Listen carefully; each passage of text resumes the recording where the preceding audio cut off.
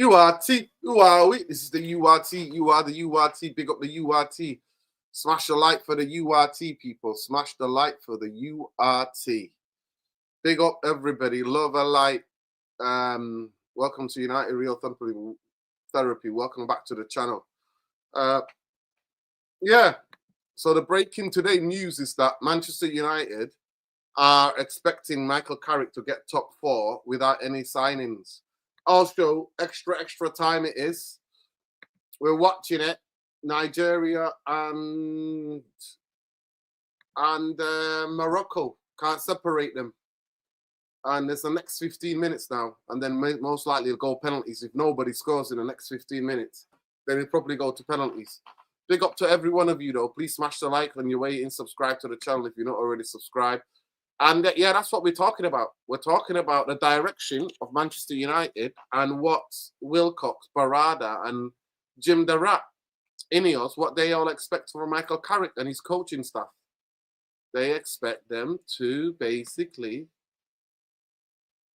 do a job for them and to basically be able to get top 4 without any January signings. They think the squad is good enough.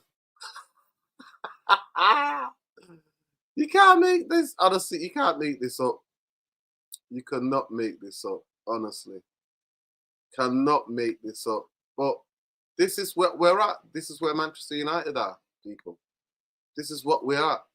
And I believe that is BS. I believe that's not it. And obviously, we're going to be giving you the little bit of a watch-along of the last 15 minutes of Morocco versus Nigeria. Yeah, big up to people. Big up to you lot. Smash a like, please. Subscribe to the channel if you're not already subscribed. But for me, Carrick, no signings in January, but Carrick must get Champions League. That's the title of the show.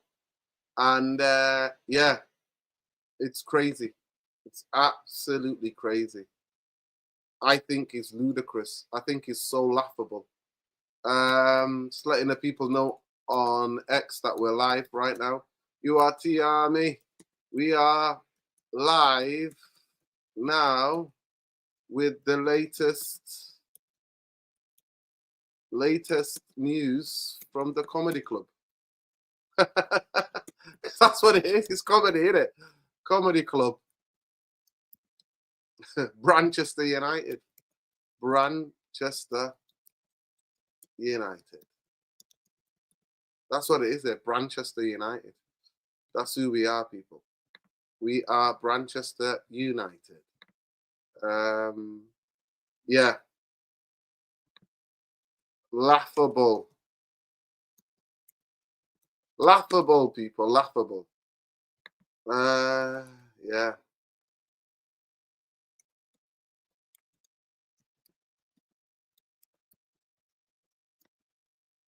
Yes, people. Welcome. As we do this, welcome, people. Welcome. Got the lights up. Big up, man. Big up all the way Perth from Australia. What time is it now? You watching the AFCON? DJ Vic, you know. Big up DJ Vic. What kind of music do you play, DJ? I like the video, but I'm still out. I'm done with this club. As long as these owners here are not wasting my time, money on United no more. Yeah, 100%. I agree with you. I've sent him the link, Chef. Get in touch with Irfan. Let him know we're live. I've sent him the link. But yeah, that's what we're going to be talking about tonight, people. We're going to be discussing everything that's made. That's what we're discussing, people. That's what we're discussing. We're discussing that Michael Carrick Ineos told Michael Carrick he must get top 4. He must get top 4. That's what they've told him. So this is where we're at, people. But yeah, we'll be back after this intro.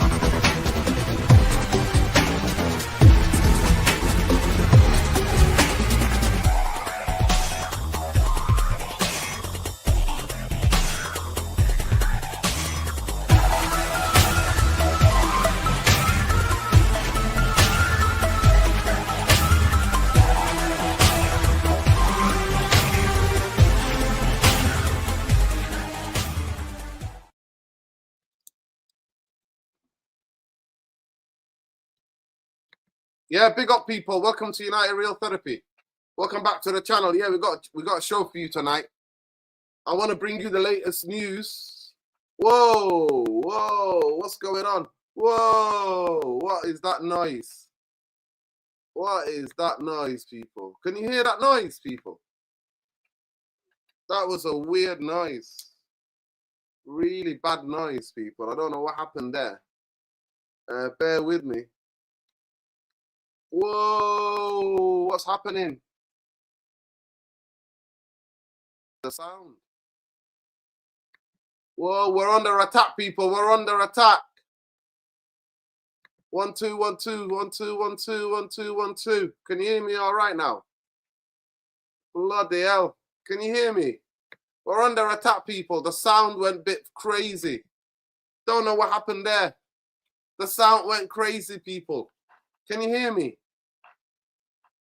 Can you guys hear me? All right, big up, love. But yeah, Michael Carrick. This is the breaking news today. Michael Carrick being told that he must get top 4. That we have the squad to get top 4. We have the squad to get top 4. And I think it's BS. It's absolutely BS. No midfield signings, nothing. It's reported by Mike Ogden, and I'm going to show you the tweet, but it's going to make you guys laugh. I'm going to have to show you guys the tweet because it's going to make you guys laugh. Yeah, honestly, it sounded like it.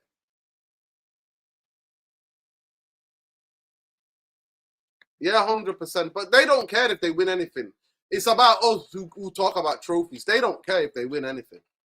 They don't care if they win anything. You know what? I'm going to invite Kadeem. Let me see if Kadeem's about.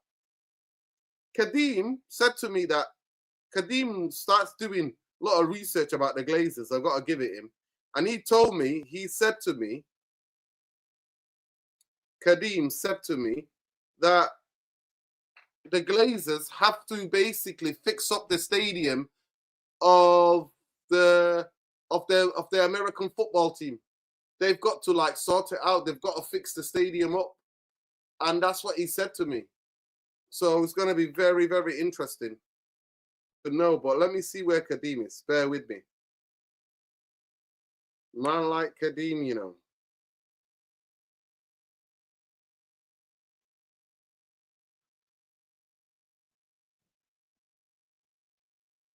Let me send Kadeem the link. Bear with me.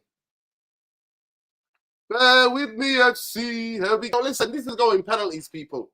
You can't separate them both. But I'm not saying this. Nigeria played really bad today. They're passing absolutely off. They're passing off. Their passing's been horrendous. Nigeria's passing's been absolutely horrendous. Kadeem, if you're about, jump on. Let me just send him a message, bro. If you're around, jump on. I want to hear what you were saying the other day in the chat about the Glazers. So let me about their stadium. So I need to hear it. So come. But yeah, people, smash the likes, man. Big up Elmo. Let me know if you want to jump on, Ben.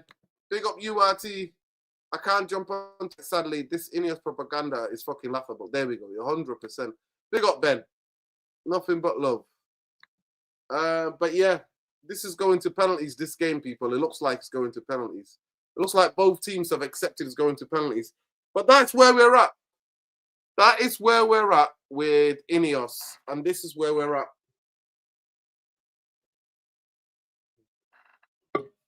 With the Glazers. I want to just show you the... Let me bring you the... I bookmarked it when I saw it today. Bookmarks. There we go. Mark Ogden. So yeah, there we go. I've got to show you this, people. There we go. So you can see it fully. Manchester United have no plans to sign new players this month. The hierarchy believes Michael Carrick has enough depth in his squad for the remaining 17 games this season. I love it. But that this news got met by, honestly, this is what it is. Look, that guy said deluded. What a clown show. Manchester United management are being penny-wise, pound foolish. Central midfield is weak. Look at everybody talking about it. Same model the club has followed for years. Another reason why Rubin was sacked. 17 games left in the season. It's laughable. Look at this clown here. I agree with Ineos. Another reason why they run the loading, because Diego Dalot and co. The team's going nowhere, 100%.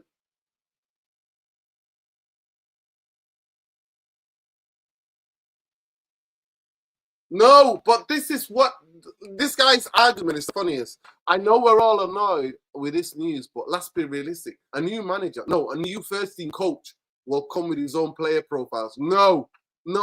The club have said they're only hiring coaches. They're not hiring managers anymore. They're only here to hire coaches, and coaches that do what?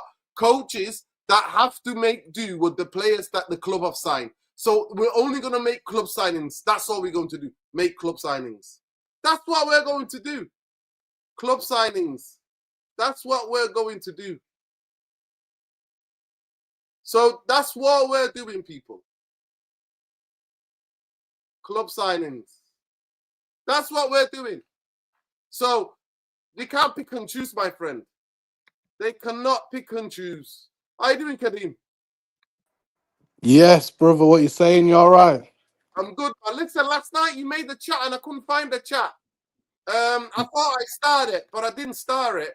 Talk to me. You were telling me about the Glazers. You said you found some news about the Glazers and about the American football team. No. Do you know what I excuse me? Do you know what I sent you? I sent you the quote from Ratcliffe on about Okay. Rashford, and he Okay. was saying, and he was basically saying that Rashford's our player, and that he sees that the trophy that he's won is our trophy. Don't lie. Don't I lie swear, to me. I, Please don't lie to me. I Please don't swear lie to down. me. Please Google the quote. He said basically Rashford's still our player. He's very proud of him, and he basically sees that trophy. I gotta get this up. I gotta get this up. Bear with me. I got to get this up. Yeah, it's crazy, man. Crazy. But Were you not in the I'm chat last night? Were you not in the chat last no, night? no, no, no, no, no. Defo won't me, brother, because I was working. Yeah, you know what? I was listening to you, but I wasn't in the chat. I mean, I was in the chat typing away, but I was working, driving, so I wasn't on as such. As such. But I'm surprised you're not watching this AFCON game, man. I'm watching it. I'm watching it. Okay. I'm watching Okay. it. But this is going, unless somebody scores at a death, this is going to penalties, bro. What do you think about Mazraoui's performance? Masraoui has been phenomenal. He has, hasn't he? Yeah, he's been phenomenal. He has, man. I can't wait for him to be back because Nuruddin, I was telling you before, but I know we was kind of short on time. I was telling you before about Diego Dalot. Yeah. I was telling you. What are you telling me about Diego Dalot? Listen, I found it. Here it is. Is it ESPN? Yeah, I don't know what I saw it on was it either Instagram or Twitter, and then I did Google it just Nah, to this double must be check. fake, bro. Are you sure You this is think? not fake? I'm This sh- gotta be fake. I'm Rashford still sure our of it. United player, so the trophies also ours. We're happy for the great success.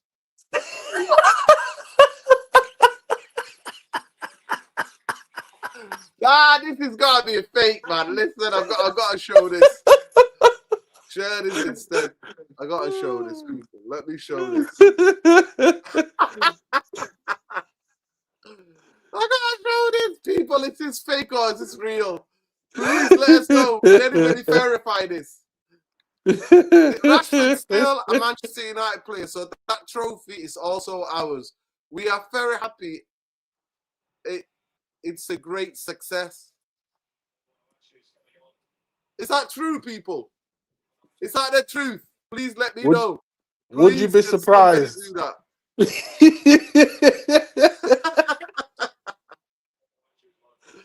No, Oh you know my what? There god. are two Kadeems. There's you, Yorkshire Kadeem, And Yeah. there's another Kadeem who lives in the US. There's another guy who lives in the Okay. US. Okay. Yeah, Okay. yeah. Okay. Okay. There's Yeah, I'm another the Yorkshire Kadeem. Red man.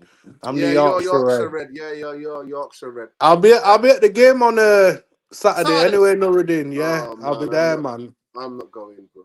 I'm gonna go, man. I'm gonna brave it. I'm gonna brave it. I'm Thought not stuff going. it. I got offered some tickets, I can't. so Yeah, yeah. Listen, what was the last game you went to?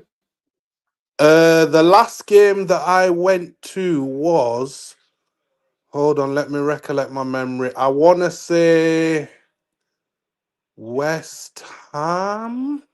The West Ham that we drew 1-1. Yes, that's the I last was there game that as I well. went Oh to. my god. Yeah, Where were that's you the last sitting? game.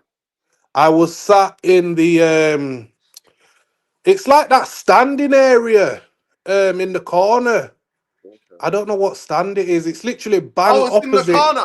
Is it the Yeah, one? do you know The do, one do you that know the where I'm lower east stand. The lower east stand. Yes, Yeah, yes, yeah, yes, yes, yes, yes, yes. I'm yes. usually there, to be fair. I'm Yeah, usually there. One of my brethren who had some tickets in Stretford End. yeah, God knows why. Yes, the man sold them, but I said to him as well, I said, don't sell him. Whenever you want to get rid, just let me know, and I'll buy them off you. And next thing you know, he sold them, man. And I used to be in the corner flag of the Stretford End, very near to where I think you was Nuruddin, because to be yeah, yeah, honest, when I used to see you describe it, I used to think, I'm sure I'm close to my man, yeah, but yeah, yeah, yeah. but I'm yeah, I'm I'm usually in that basically in that stand now. between the tunnel and the Stretford end now. That's where I am. Yeah, S20. yeah. That's where I And sit. then sometimes I'm up near where I think, but I've never bumped into him. But I'm sure I'm up in that stand where Saeed is Yeah, yeah. sometimes. Saeed is on the second tier of the east stand. Yeah, I'm sure. Sometimes I'm He's looking, I'm like, I'm basically just sure he's up above you. here. Saeed's above you. If you're there on Yeah, Saturday, Saeed will be yeah, on the second tier, a bit more central. yeah. But yeah, the last game I went to was West Ham. I think the game before that. Which game did I go to now? I've been to quite a few this year. I've been to Brighton, Arsenal, Yeah, Everton. yeah.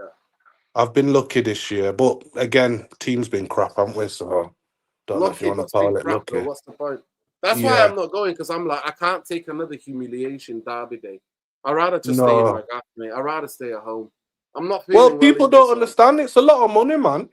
You know what I mean? Well, I know whose it's son is easier a for lot of you, money. Nuruddin, By the because way, you're in breaking news: Manchester, but AFCON's gone to penalties. It's going to I'm penalties. I must be behind you. No, it's gone to What do you think penalties. anyway? What do you think, Nuruddin? Who you wanting to go through? You know what? Made the best team go through in it. You know what? Yeah, Nigeria have been the best team for me in the tournament. But today, yeah, they have absolutely been. They couldn't find their passing rhythm. They've been like none of their goal threat. The three up front, Adams, Lookman, and Osimhen couldn't find anything. Couldn't do yeah, anything. yeah, And yeah, yeah, so now it's gone to penalties. yeah. But yeah, Jamie Wayne, listen, you need to verify that. You need to do it for that. You need to verify if Jim the Rat said that Rashford is their player. Please, I beg you need to look that up, people. Would you be surprised, though, Nuruddin? That's the question. Would you even be surprised? Oh my god, that is the worst take ever. Okay, penalties. Oh my god. Yo, Chef Arian, you need to send it to me on X. I need that verified. Pick up to Raymond Prices. Yes, soon as I heard, Holland was the number 2. I thought they're emulating City, who got Pep's number 2 in before he arrived. What a bunch of muppets! We have owners repair, so no money to build for United Glazers. Yeah, 100%. Lucas Paqueta has informed his desire to join Flamengo. Personal terms agreed days ago. Flamengo set to set talks with West Ham over the next few days. Yeah, I don't blame him for wanting to go back to Brazil. What's onto him? Yeah. Yeah, big up to if you can verify this for us. Basically, this is what Jim are supposed to have said. 1 second. Let me show you. This is the most laughable shit I've ever heard in my life. I've never heard anything in my life. So after they won the cup the other day and we got knocked out of the cup, Rashford's still a Manchester United player, so that trophy is also ours. We are very happy. It's a great success. Jim Ratcliffe.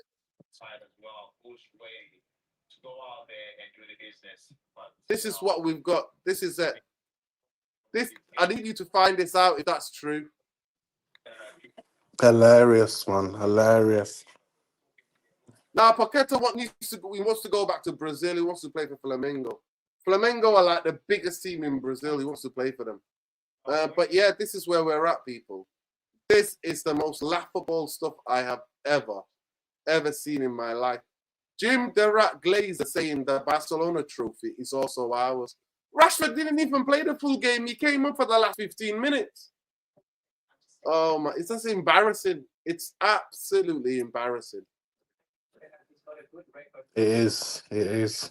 But do you know what, Nuruddin? I do feel like, I mean, I know we get waves of people kind of waking up, but I do feel like recently a lot of people are starting to look more at the owners, the board, and people that need to be held accountable. Do you know what I mean? Because the times that we're having at the club, it's just really disheartening, man. I mean, I'll be honest with you, when it came to the sacking of Amarin, as I mentioned to you before, you know, he wasn't my cup of tea. However, you know, I agree with people like yourself and Ben, where you have to review the whole situation, and the fish rots from the head. Do you know what I mean? Exactly. And Exactly. it's one of these things now where it's kind of like, what are people willing to do to demand improvement? But again, I feel like kind of similar with the state of the society or country, should I say. A lot of people are subservient to kind of not have Yeah. that hunger to want change, or should I say, the methods that they think change will be done.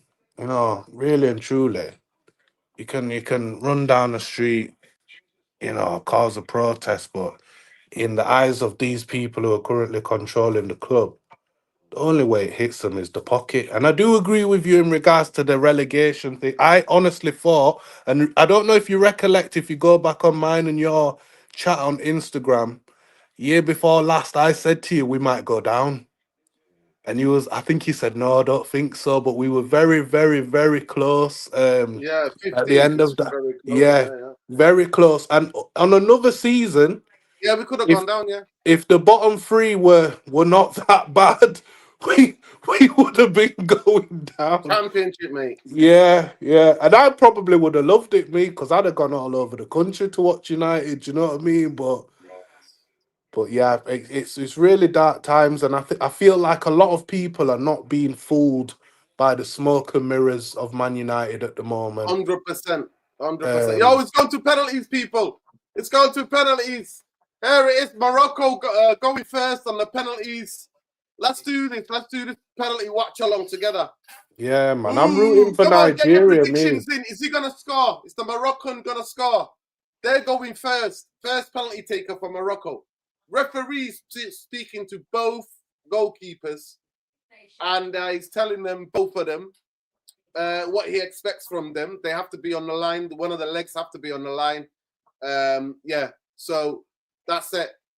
And they have to listen to what he said. But yeah, Morocco going first.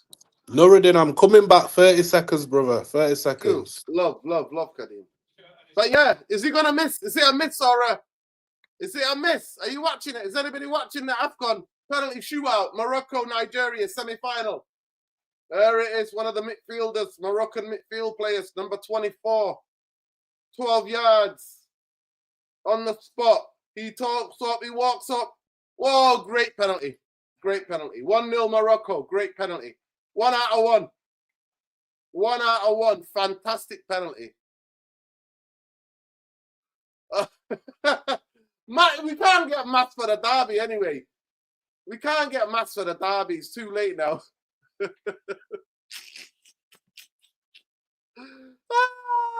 That's 007. It's like F this. I don't care about this. Get him back. Get him back. That's what you're telling me. That's is telling me get them back. You know, that's is telling me get them back. Right, Nigeria taking their penalty. Nigeria taking their penalty. Striker who came on 3 minutes before. I think he came on 3 minutes before for Osimhen. He steps up. Oh, fantastic penalty. Both penalty takers, fantastic penalty. Fantastic penalties, both of them. Both of them, fantastic. He gave the goalkeeper the eyes, did a little stubble, and then boom. Yeah, cold as ice.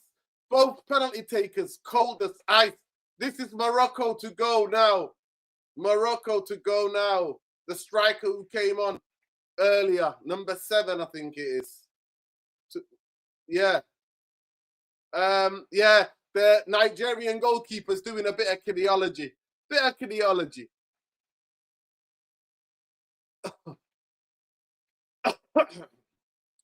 Big up.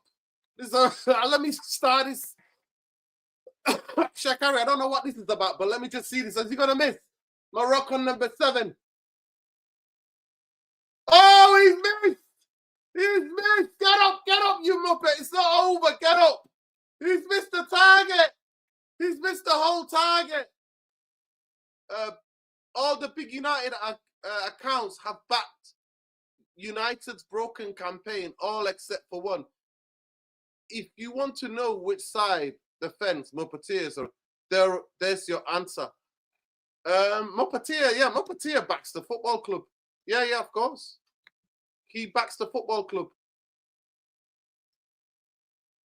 Give Morroco Diego Dalot, yeah, and we'll have Lookman now. Is it Lookman who's stepping up? Chukwueze, is it Chukwueze stepping up? I want Morroco to win. Mass back at Old Trafford. Oh my God, he's missed this well. So the first 2 penalties were brilliant. And now they both missed a penalty each. They've both missed a penalty each. The one who missed, he's devastated. He's absolutely devastated. He's absolutely devastated. The Moroccan, but now that the goalkeeper's bailed him out. The number 7 got bailed out. That's why I always feel bad. Oh, the youngster stepping up. Oh my God, he looks so nervous. The baby face, the young Moroccan kid stepping up for the penalty. He does not look confident.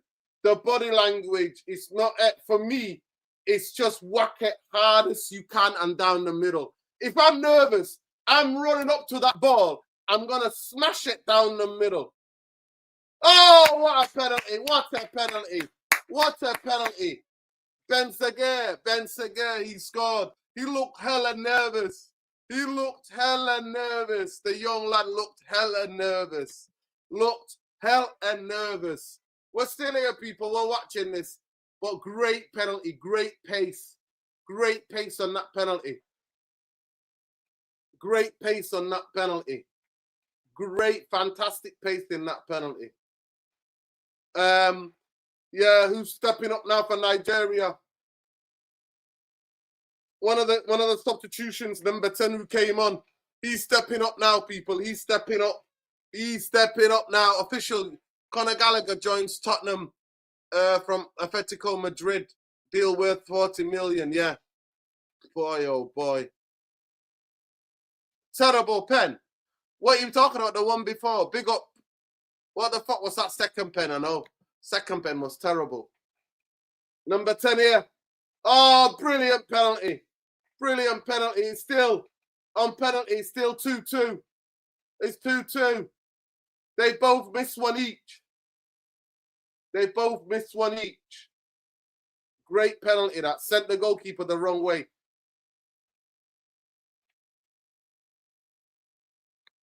Oh, and Carlo Conte is going to Fenerbahce. Okay. Diaz is on the sideline, nervous as hell. So nervous. It's Hakimi. Hakimi's taking up this one here. He's usually got a really good shot. He looks nervous as well. He's the set piece specialist. Oh, what a penalty. What a penalty by Hakimi. Never in doubt. Never in doubt. Never in doubt. Never in doubt. That's a good signing, Fenerbahce. That's a good signing. Everyone sucked off them up. Absolute. I said it years ago, Jamie. What are we doing here, people? We told everybody about that guy. That guy is the Glazers Ineos plan. We said he's a Glazer plan. He came out of nowhere. Absolutely nowhere. And I'm like, who does this guy? Knows all the news about Manchester United. I'm like, who are you? Who are you? Really came from nowhere, mate. Bruno to take the penalty for Nigeria. Oh, he's missed it. He's missed it. Bruno has missed it. The left back. Great save. Great save. Great save. The Moroccan fans are going absolutely ballistic. They're going absolutely ballistic. The Moroccan fans are going absolutely ballistic. He went the wrong way and he still made the save. No, we can never. We can't hijack Kante. No. Manchester United are never getting them. Never. This is my namesake, Al Nouri, something Nouri. Big up Kadeem. Kadeem's back. Yeah, man. Oh! The penalty shootout's not over yet. Is it done? Morocco have won. Yeah, Morocco have won. Morocco are through to their first final in 50 years. Morocco have won. Morocco have won. They're through to their first final. Congratulations to Morocco. They're through to their first final in 50 years. They're through to their first final in 50 years, and they will play Senegal at home. They will play Senegal at home. They will play Senegal at home, people. Nigeria, hardest, man. Nigeria. They didn't play well enough to win it in 90 minutes or in even an extra time. It was a tight affair. I'm gutted that they're not in the World Cup, Nigeria, and I'm absolutely gutted. But Morocco deserved to win. Morocco were the better team in this game. They just couldn't score. Bassi, what a player, what a centre-half Bassi is. Bassi, who plays for, he didn't deserve to lose today. He's an absolute monster for Nigeria, Bassi. Bassi is unbelievable. There's nothing happening between United and Gareth Southgate at this stage. Southgate is acceleration with Ineos. He's free, but the moment they're different priorities. Oh, okay.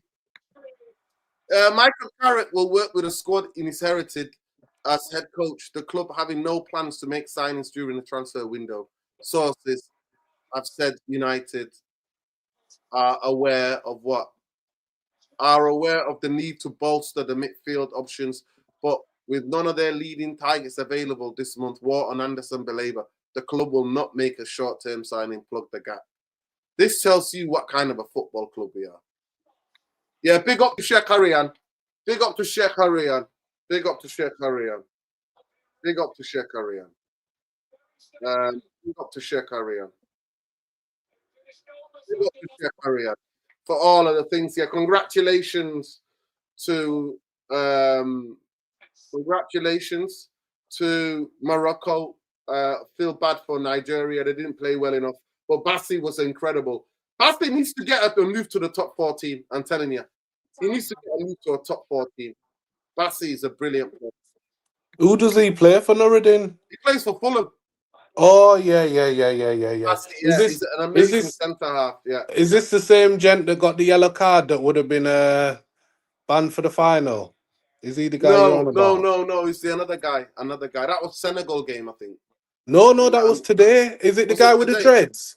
Bassi, yeah. Bassi, yeah. He got a Centre yellow back. card, and he got a yellow card, and he would have missed the final, Oh my God. Well, I'm glad which is then. a joke.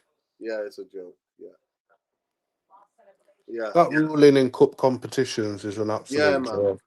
Big up, people. Yeah, and obviously the other score, the game today was the other big game today was Arsenal versus Chelsea in the Carabao Cup, and it looked like Chelsea bought it back, but Arsenal won the game.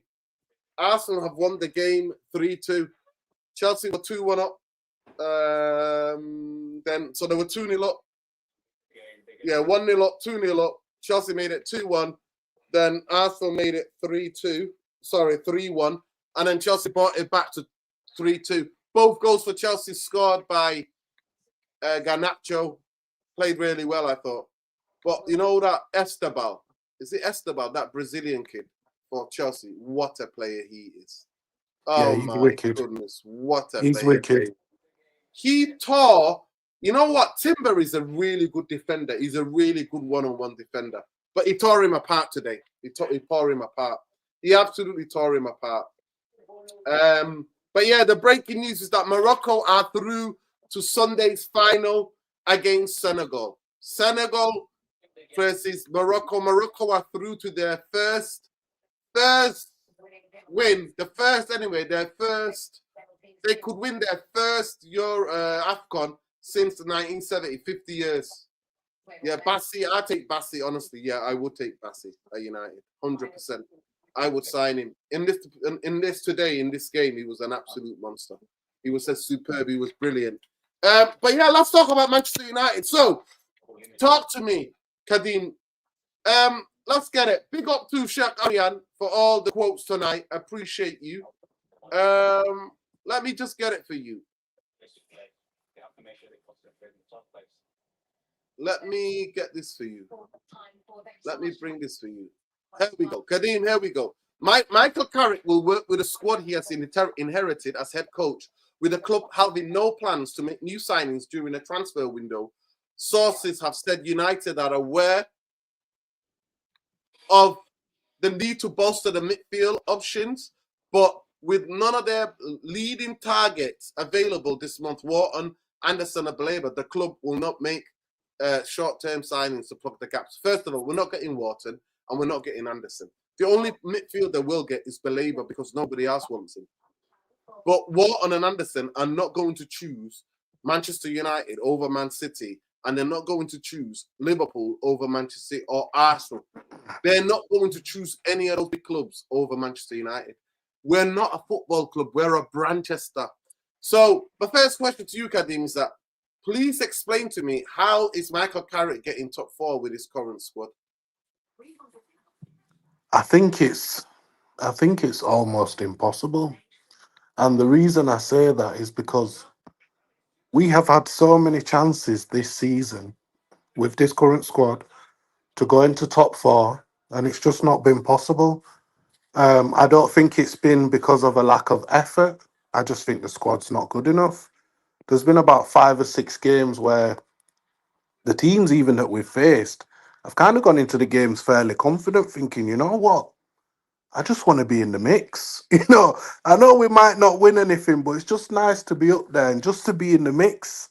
And every time it's been time for us to step up to the plate, we've not been able to do it. And I very much think that the club making that statement saying that none of the leading targets are available, you might as well change that sentence to, we are unwilling to pay the funds that it costs to get our targets, because that's what it comes down to. It doesn't matter if it's January, doesn't matter if it's summer. When a club is direct and wants a player and is willing to spend what they need to spend in order to get that player, or even to turn heads, because sometimes that's all you need to do. You need to just be able to turn the heads of the player and show how serious you are. But we all know that the people at the top of our club are very much a finance. Say that again, Nuruddin. Big up Saeed for the raid. Carry on, bro. Carry on. Big up Saeed Yeah, for the raid. we know that the people at the top of our club are very much, into the finances, and it's not necessarily in regards to the best interest of the football pitch, because I thought, the way I was brought up, January was an opportunity.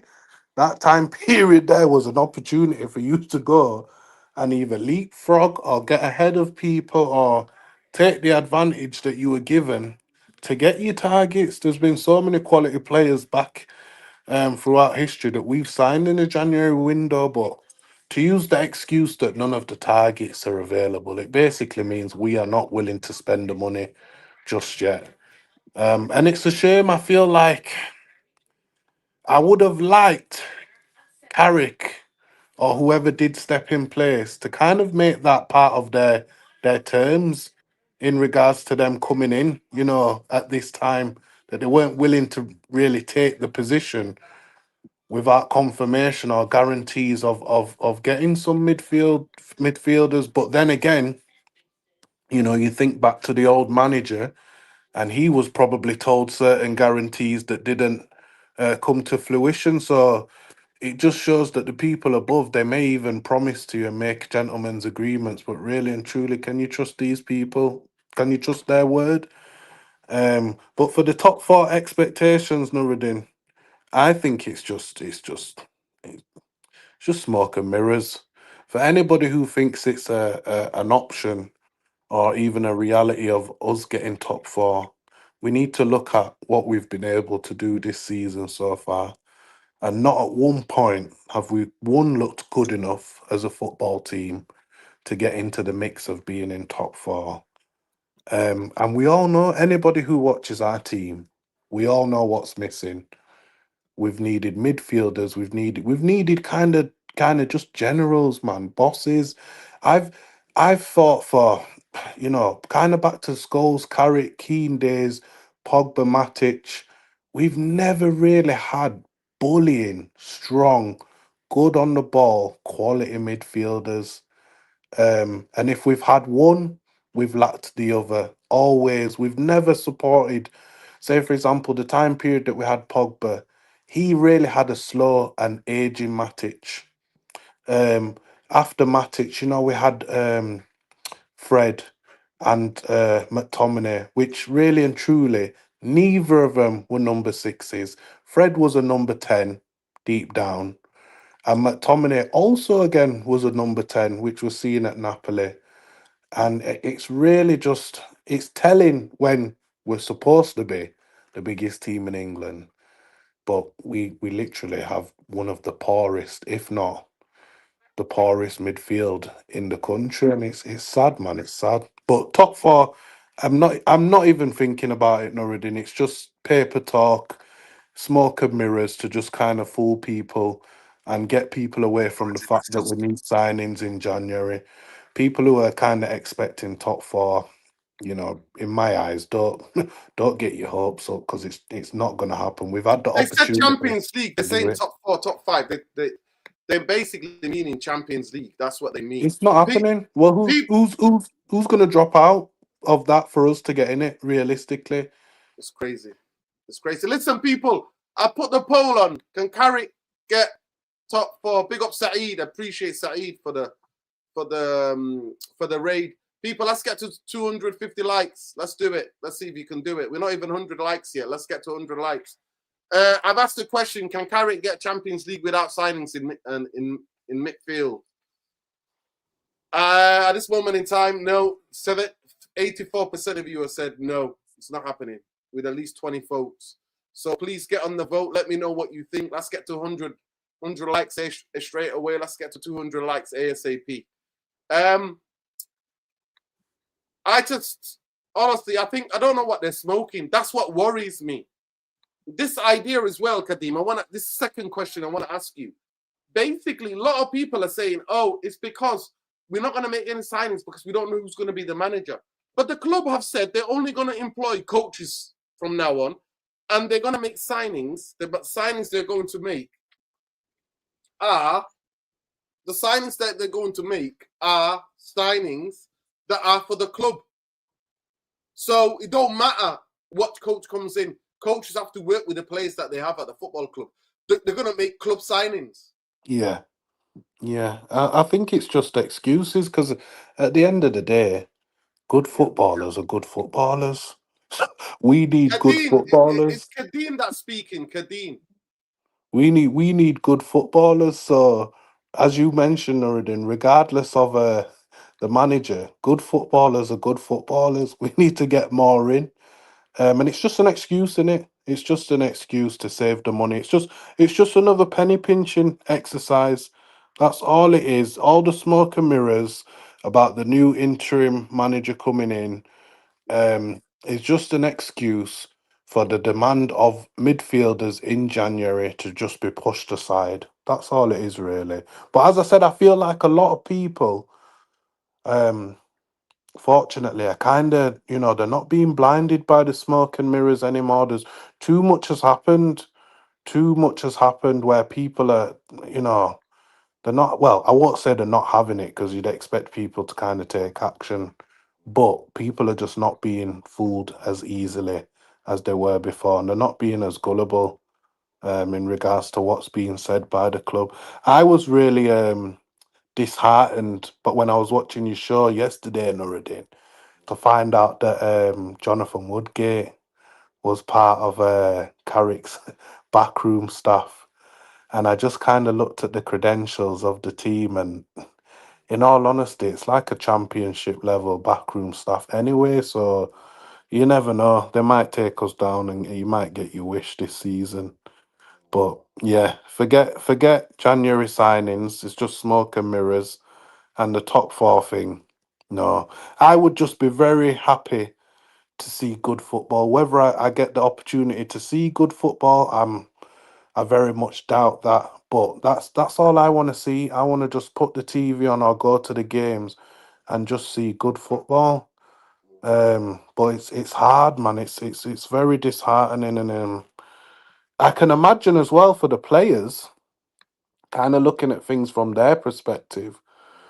I can imagine that a lot of them are kind of sick and tired of the lies that are coming from the board and people above them as much as we are. I mean, you've got to remember that I think how many people were made redundant? Did you say Nuruddin was like 500 and odd people? Yeah, at least that. Yeah, Um, and no matter and what, still going, and still as well, still. exactly, and players are players, but at the end of the day, when you're in a working environment and you walk past people and you bump into people and you make connections, you get to know people and learn about people and their lives, and you build a connection. So to see those people kind of fall off the cliff and not necessarily be part of the unit anymore, it must be disheartening. And then, as I said before, as much as I might not have necessarily liked Amarin, I can imagine there were certain players who did.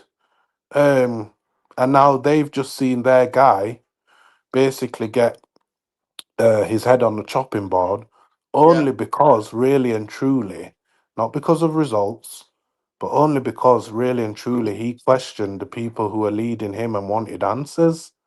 yeah, Um, which is sad because he in that aspect of things, he didn't do anything wrong. He didn't do anything wrong whatsoever. He was probably given guarantees. They probably lied to him, and he's probably thought, you know what, stuff this. Um, and for kind of that outburst, I can't necessarily knock him in regards to it.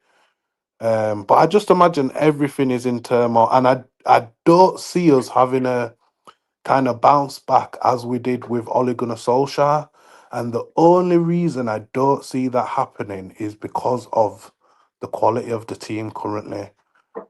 When Ollie came in and he brought the good vibes, I don't think we realised as a fan base, but how good certain aspects of that squad was.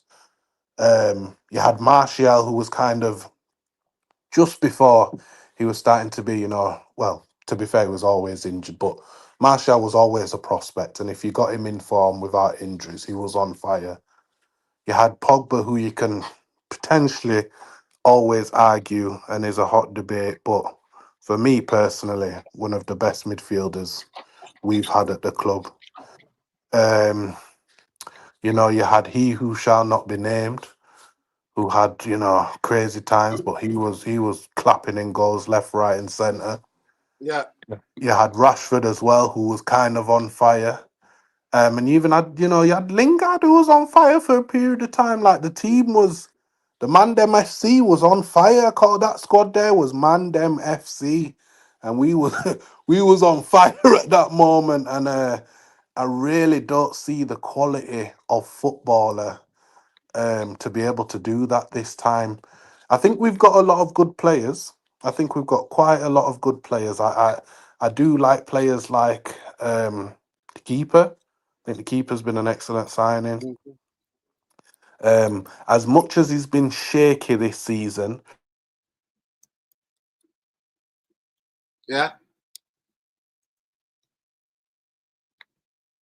Go ahead, Kadim. You there? People, we don't even have 100 likes. I can't hear you, Kadim. You there?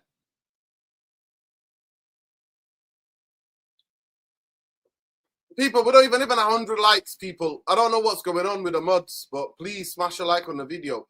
I think Ineos are living in a pipe dream, man. I don't know what they're smoking, genuinely.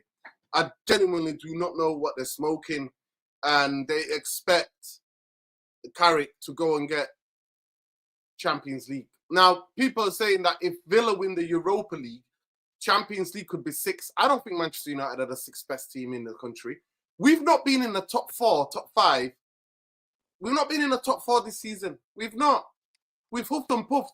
We had 7 or 6 opportunities to go into the top 4. And all those opportunities, we said, nah. We were like, nah, mate. You know that Drake kind of meme? We're like, nah. Top yeah. 4, nah, that's We not don't want us. it. We're not going to We do don't it. We want it. don't want it. So I don't know how we're supposed to go on, how we're supposed to go to the Champions League and that means you have to at least put together in 10 games, you have to at least win 6 or 7 out of 10 games and maybe draw the rest of the 3. I I don't know feel what they're sorry for that smoking. guy. I feel sorry for that guy who said he's not going to cut his hair, because I genuinely United believe Strand. Oh my God. he's going another year, Nuruddin. He's going another. No, think about it. He's going 110%. He's going another Oh year. my God. I need to find what it looks like now, United Strand. He's going another year. I'm telling you this now because we're not in no cups. It's Prem only, and it ain't happening this season. It's not happening. I feel United sorry for fan him, man. with the long hair. Long hair. What was his name, man? Let me bring it up, man. Let me bring it up for the people. Let me bring it up for the people. Oh.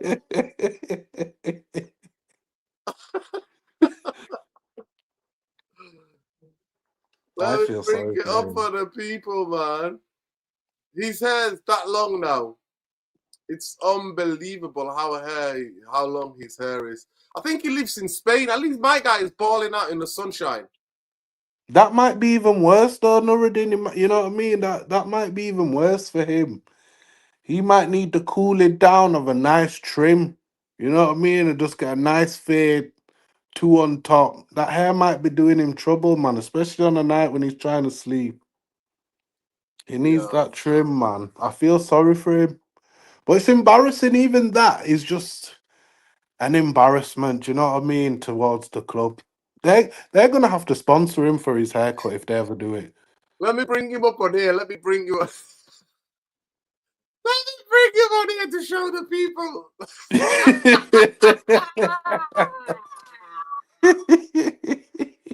Let me show the people. Look at him.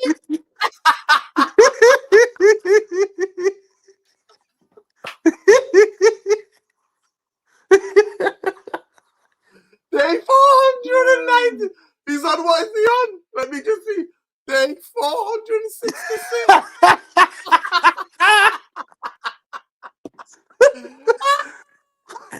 No, he's going He'll another be on. year.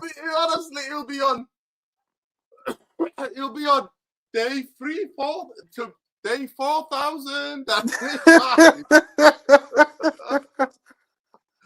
Guys, what do we think, man? What do we think of my guy? I'm telling you, what's going on with him? He said he's not cutting his hair.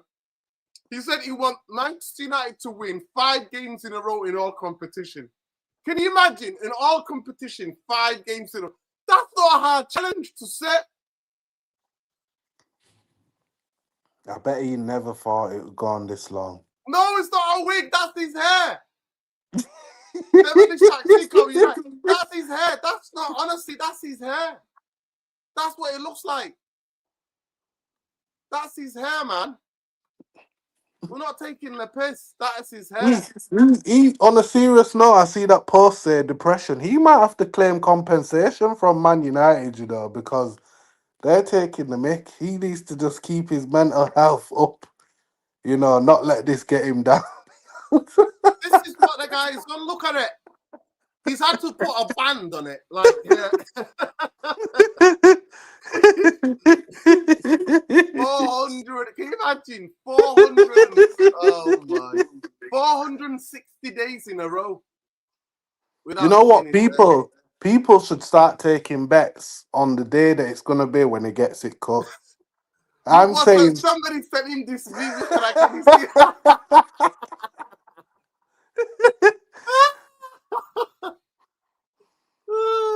Let me see the replies to this.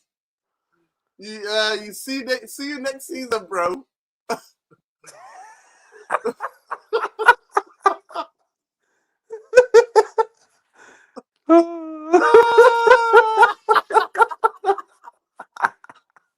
The memes are dangerous. Look what somebody's sending him. They're sending him all these memes.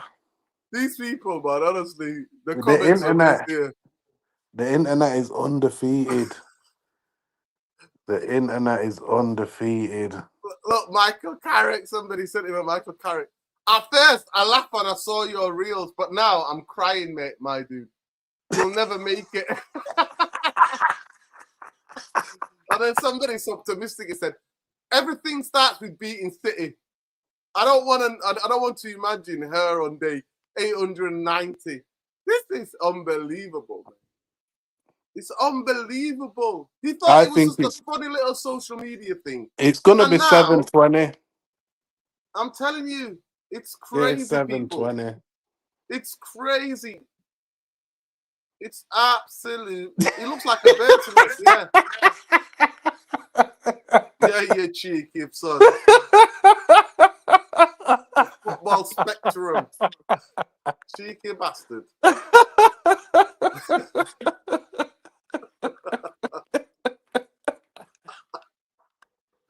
Oh, God. He got excited when Amarin got 3 wins. He got excited, and then Nottingham Forest popped his balloon. Spurs then popped the other balloon as well. Unbelievable. Do you know what, though? On a serious note, Nuruddin, God forbid we get to like 4 games and he actually has the optimism of getting ready for the haircut. And then it... Look, this is what he's got. Look, listen, look. Oh. This is the video. They 60. This is hilarious. They 63. Look, Spurs.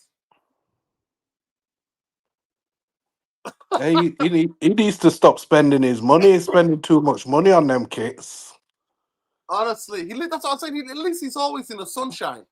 Somewhere, he's always somewhere sunny, though. That's the only thing. I think he lives in Spain now. Okay. He must live in Spain now. At least, listen. And you know what? Can you imagine living in a hot country with that amount of hair? Manchester United need to pay for his shampoos. That's what they need to do. 100%. The players have to put money together and pay for his shampoo. They must pay him to go to the barber just to wash his hair. When he gets his hair cut, it needs to be in the centre circle. This is when he gets out. Can you see it there in the video? This is when he starts to look.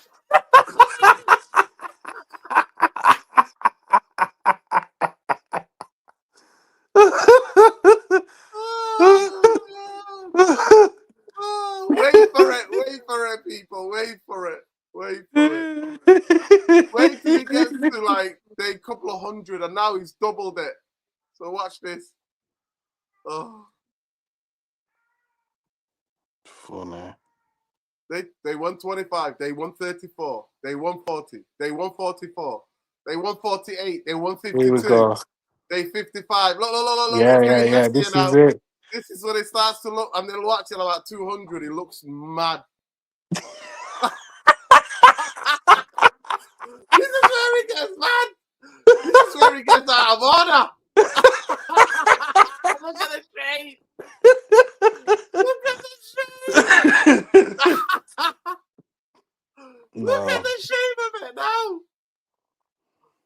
he needs to claim compensation from the club. That's unfair to him, man. There we go. Listen, I've had enough of that. There we go, man. This is it. He's got that amount of following. He's got all that following, man. Honestly, I feel He's bad nearly for got a him. million. He's nearly got a million. Wow. Yeah, followers. Wow. Because everybody just wants to go there to have a laugh.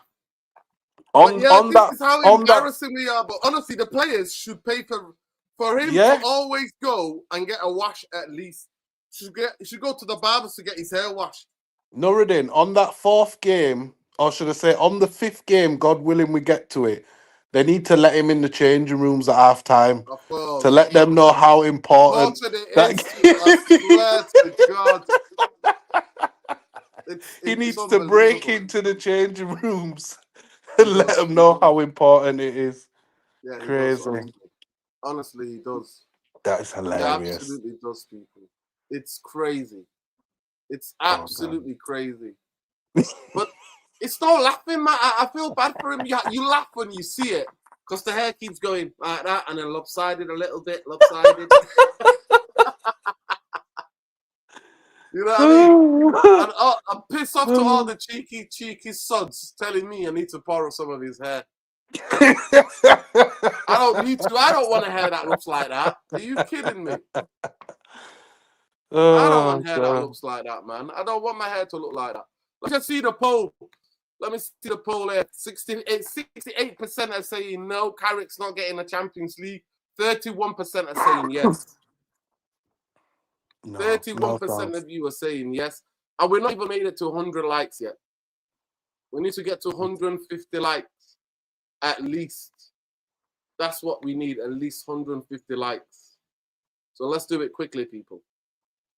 Where do you think, Nuruddin, that we're likely to finish at the end of this season? What's your kind of expectations? Well, I have zero expectations. I just Mm, think maybe around 10, maybe top half of the okay, table. okay, that's fair. I That's, think that's yeah, fair. around 10. But it could go pear-shaped. If the players throw in the towel, it could be 15th again. Boy, Yeah. what will it take for a kind of uproar from the United fan base? What more needs to happen? Yeah. Somebody saying he should get his hair as locks. Let me just see. Somebody saying he should have his hair as locks. I don't think he could have his hair locked. He should definitely let someone braid his hair, though. You know, just to kind of get it He went to a game less in messy. Spain. This is 1 week ago. He's put it in the bun.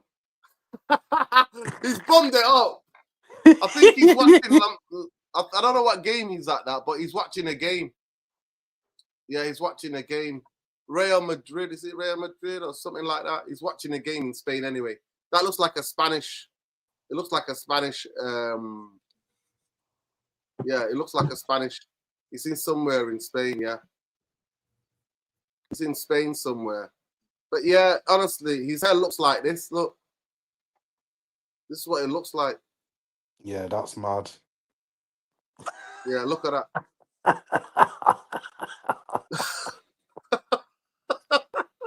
You can't even see the camera. You can't even see his eye.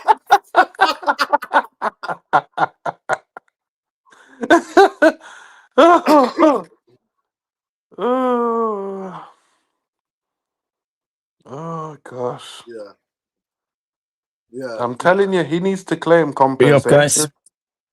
Good Big up evening. Jarvis. We're just looking at this poor Big up. lad who lives in Spain. He lives in Spain, man. I feel sorry for him. It's a hot country. And he can't cut his hair. He's just set the record to say, Manchester United, can you please, I beg you, please just win 5 games in a row, Jarvis. And Jarvis, we got to show you. We got to reload it for you, right? So this is when he started. Yeah, we got to have to show you this. Yeah, when he started, right? When it all started. Let me show you. What day was it? There it is. Jarvis, you ready? How many days it's been going now? 2 years? 466 days now. Have a look. Have a watch of this guy. This is how he lives in Spain. Looks like he's in Spain.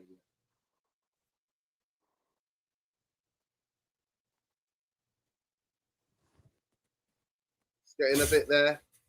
Day 100. 120. Wait till it gets to 200 and then you laugh your head off. This is where it's getting serious now. Getting a bit serious.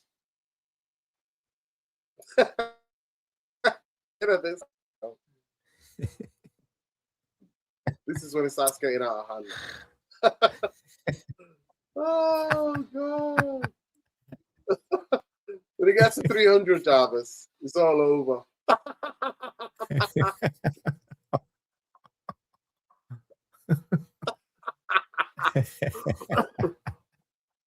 It's not even real. He's wearing a wig. He can't be. Honestly, it's not. It's real. It is real. It looks ridiculous.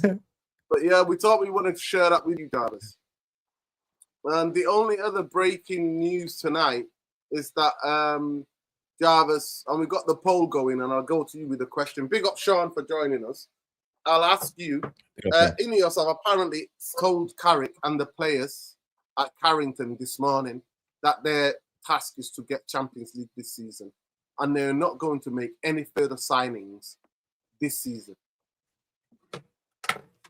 Yeah. Is that for me or Jarvis? You could take it, Sean. You could take it. Yeah, go, Sean.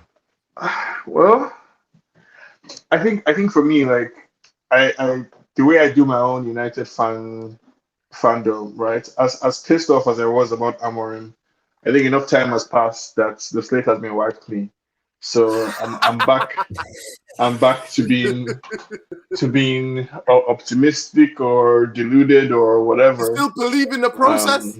Back in the process? It's a new process now. So yes. The latest process. It's the latest and the newest process, right? So I mean, I think the way I look at football, obviously there are all the factors that come into play here with Ineos and their poor decisions and all of that. But I still think, you know, the coach, the manager, and the players have a lot of responsibility for the results that are on the pitch. I've always felt that this team was good enough to get Champions League or European qualification, right? I was willing to accept the negative consequences of Amorim's deliberate choice to tank the results, right, in order to instill his 3-4-3 formation. There was going to be negative effects on the football on the pitch and on the results. So I was willing to live with that. But if we go back to the standard 4-3-3 or 4-2-3-1 that everyone is used to, I fully think that, like, with proper management, with good coaching, and with luck, right, with a stroke of luck, I think, yeah, it's possible to get us in Champions League position. And I'm not going to forgive, you know, foolish decision making by whether it's Bruno or Casemiro or careless passing by Cunha or selfishness by somebody or the other. I'm not going to forgive that simply because Ineos are bad, right? When the whistle blows against City this weekend, I still expect the players to give their all, right? If the difference between us and Man City is player quality because Haaland is so good, or because Semenyo is so good, or because Doku is so good, I'll understand that. But if it looks like the players don't give a fuck on the pitch, yeah, that wouldn't be good. So I still want to see us turn up and try and earn a salary, basically, the players. So I'm hopeful. I'm just as hopeful as Michael Carrick when he has the fans to come believing, pretty much asking us to believe in a miracle. And I say yes, okay, no problem. You know, all things have passed away. The Amorim stuff is gone. I think the no signings in January is part of why Amorim was sacked, so that doesn't surprise me either.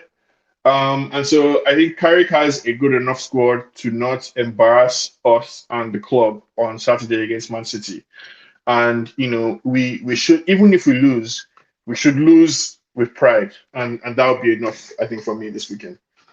And, you know, for the rest of the season, I think just showing the right attitude, showing the right energy, doing the simple things correctly, right? So no more foolishness from Dalot or Dorgu. Doing the simple things correctly. If you can get the squad, I think in a good vibe, a good spirit, yeah, it's possible. Like I think it is possible to get to Europe. It's not far fetched, in my opinion. So Champions League, you think they can get Champions League, Sean? Yeah, I think first and second are the only two slots that are cemented in terms of like Man City and Arsenal. I think Villa, you don't think Villa is cemented? I think with a few injuries, the Villa squad I think is stretched pretty thin. And they are doing okay so far. But I think with a few injuries, with Champions League stress or with other competitions, I think Villa could fall off. They're And we in could the find Europa ourselves League. They're in the Europa League. or Europa League, sorry, They're in the European European stress or anything like that could we could find ourselves in it. And I think all we can do is put ourselves in a fighting position. What happened with Amorim and what happened in previous years was that whenever we had the chance, right, because other teams drop points, we never took advantage. And if Carrick's only achievement this rest of the season is that he puts us in a position to take advantage of other teams' inconsistency, I'll be fine with that. Okay. Go ahead, Jarvis. Yeah, I Sean wanna is a say believer. welcome. Sean is a believer. He's believing the process. I know, Sean. You're just trolling, man. You don't believe it yourself. He's That was not. He's total believing BS. it now. He believes it. That was total BS. It's not a clean sheet just because Carrick comes in. I think we still are angry, and we all know how this will end. They will give up the season. We will lose against City and Arsenal, and everything will go down the drains again. Yet another season. They'll be thrown under the bus, and this is just how we are at the moment. This is how we operate. This is Ineos and the Glazers and Sir Jim and Mr. Weetabix and Mr. Potato Head and all of these guys running the club. But I'm at the stage where I'm resigned. I'm not even angry anymore. I think a lot of these players are not good enough, but maybe we can have. I'm clinging to that we'll have a little boost when the AFCON players come home. We had the Masraoui today going through to the final. I don't know if you saw Morroco beating Nigeria in the penalties. I just want to say, wow, what a save from the Moroccan goalkeeper Bono. He didn't even throw himself on the line. He just walked and stopped the ball. In the semi-final, there was something else. So if you haven't seen it, go check it out, Bono. But maybe we can get a boost when the AFCON players is back. Yeah, I think Ahmad and Mbumo is back now, and maybe they will be in training tomorrow. And I think that will give the other players a boost. We have more quality coming into this squad. I think that's good.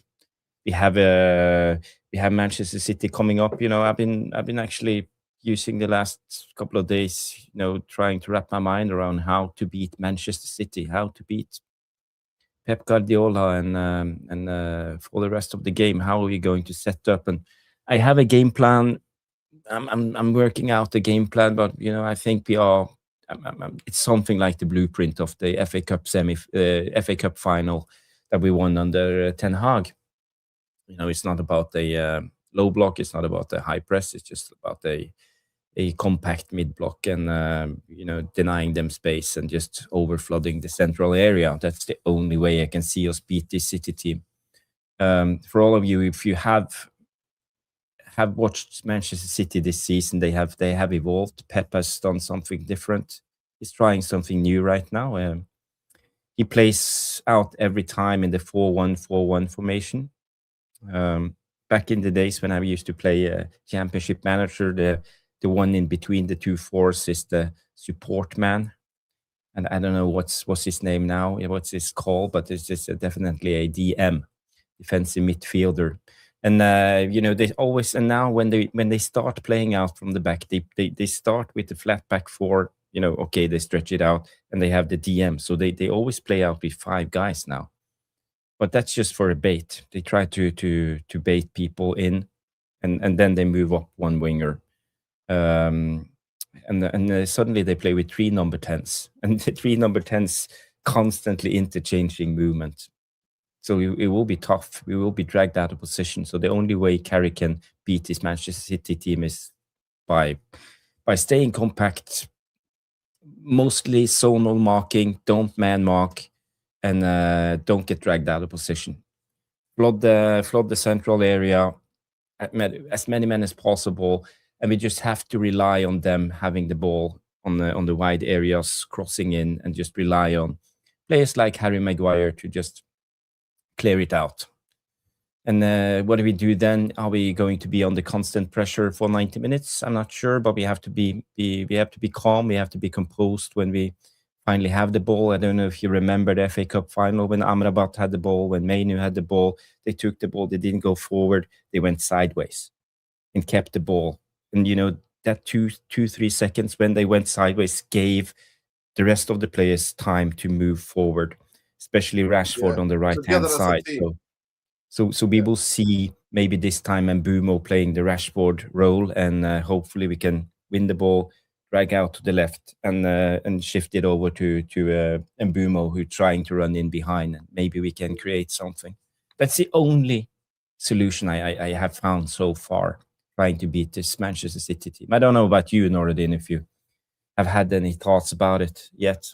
I think derby games sometimes can surprise and shock you, and sometimes goals change games. If United were to score first, I can imagine the Old Trafford crowd getting up, and getting behind. And if the players start fighting and make it a physical game, they make it a very face-to-face game. They make it second balls, first balls.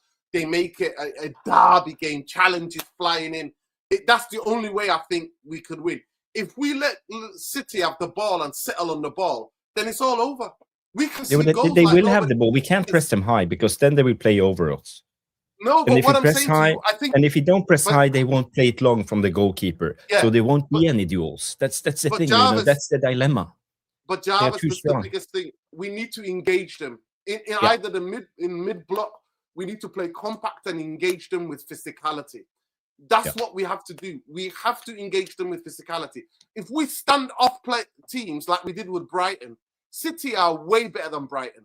They will punish us. They've got goal scorers that will punish us. So for me, what I'm saying to you is that we need to turn it into old school derby where every inch you have to fight for, every inch. But if we let the 3 number 10s roaming 10s roam around in that last quarter, that's third, and Haaland tried to stretch us, as the main central striker. And if he takes the defenders that way, centre-backs, and those 3 are there, they're going to pull us apart. They're going to pull us apart, Jarvis. And I think we're going to get murdered. So I think we need to, the only way I can see us winning this game is if we make an old school derby.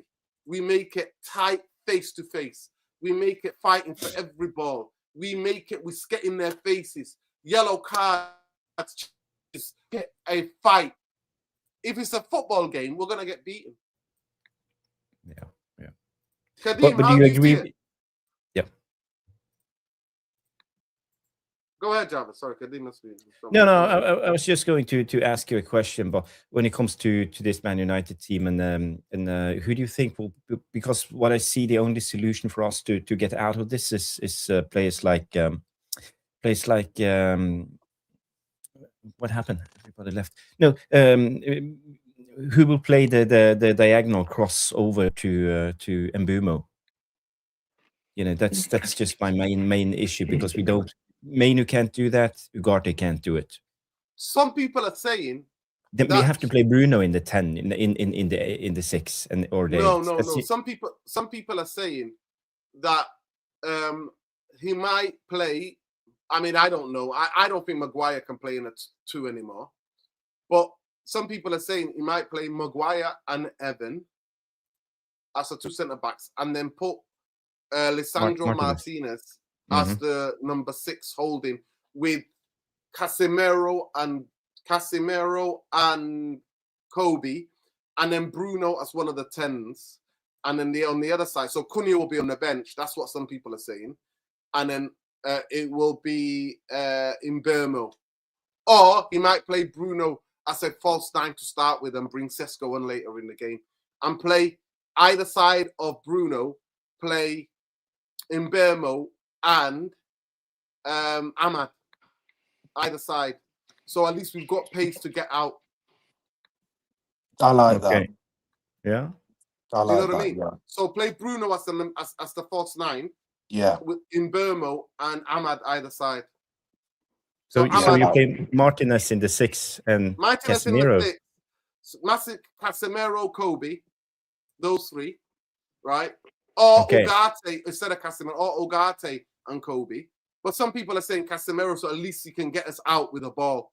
So Casemiro and Kobe, and then Bruno's the false 9, Mbeumo on the left, Ahmad on the right. I like that. Okay. Ahmad on the right for crossing, but he's a dribbler.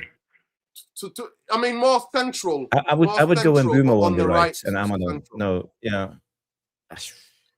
Yeah. Mbeumo's more better coming in on his left. He's more lethal on that side, getting goals, I think.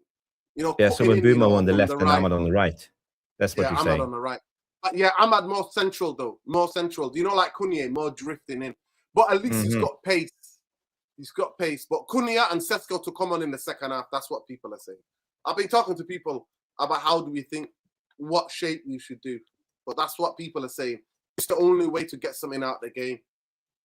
I think that also puts a bit of fear into Man City in regards to our team, because it's not always about looking about how we stop them. Sometimes we have to look at how we're going to play and how we're going to impose ourselves as a team. So I definitely feel like having Mbeumo and Ahmad up top. And I like the fact, Nuruddin, of the idea of putting Bruno as the false 9 rather than having him as a number 10, because certainly I think in a game like this, me personally, I want 3 midfielders to be very compact and together. And when I do feel like we do have, say, for example, 2 6s and the number 10, I do feel like there is too much space between the players in regards to when we do play with Bruno. So I would very much agree with you in the sense of having him as the false 9. So he's not necessarily in the mix and going to cause that issue with the space in the middle. I would definitely have Martinez over Ugarte in the middle for me personally, just because of how much better of a technical player I feel like he is over Ugarte. And I agree with Casemiro and Manu. I don't think that would be too bad. And as well, I think in regards to Mbeumo and Ahmad, why not just have the option of saying, look, lads, give it 10 minutes, maybe switch it. You switch to the left, you switch to the right. See what works for us as the game pans out, because one attacker might have one defender in his back pocket. And it might be, you know what, just switch it, lads. But I feel like we need to kind of feel out the game as it goes on. But I do 110% agree with you in the fact of having Bruno as the false 9, packing out the midfield with Martinez, Casemiro, and Manu. And I think that would give us the best chance of kind of imposing ourselves on the game, but also giving them something to think about, because we don't just want to play the game worrying 110% about what they're going to do. We do need to, at some point, impose ourselves and you know, show our qualities. And I think, yeah, that gives us the best chance. Yeah. Yeah, it's going to be tricky, but that I think we have to make it a fight. I think if we let them City play, City keep the ball, we're going to get exposed. Yeah. I really think that. And I think in the past where Michael Carrick has been part of the coaching staff, where we beaten them is when we had pace. Remember, we had Rashford on one side, Martial on the other, remember, or Dan James in those games. And we had like someone like Lingard. Remember when we went to there, we beat them comfortably at the Etihad. When we have won, when we beaten City, we have to have pace. And sometimes, like in the cup final as well, Jarvis, like taking it easy, playing that extra pass, being calm, being composed, and then waiting for the team to go up the pitch, then hit the diags. Do you know what I mean? So then maybe it might be Ahmad that can hit the diag, you know, that 30 yard to like Rashford did to Garnacho, you know, that type of ball. Yeah. But Semenyo is going to be powerful, jerky, you know, Foden. You know what I mean? And Bernardo Silva, who's their captain now. Do you think Semenyo will start? I think Semenyo will start, yeah. He's on hot form at the moment. He's on fire. He's played 2 games, scored 2 goals, set up goals. He could have got a goal taken off him yesterday by last minute by VAR. I saw it was I don't know why they call it. Was offside or something? Haaland was offside. I said Haaland was tad offside. Yeah. I think they will start Bernardo Silva on the right because I think he will just try to play the ball. You know, I think Pep understands there won't be any space. Yeah, he will wait with Semenyo. He might bring him in though because he's powerful running, Vinny, and he might get past people and he's soon goal scoring form. I think he might play him. Sean, are you confident of the derby? Phone call. No, I'm not confident, but I think maybe Jarvis thinks I'm joking. I'm not joking. I'm a fool.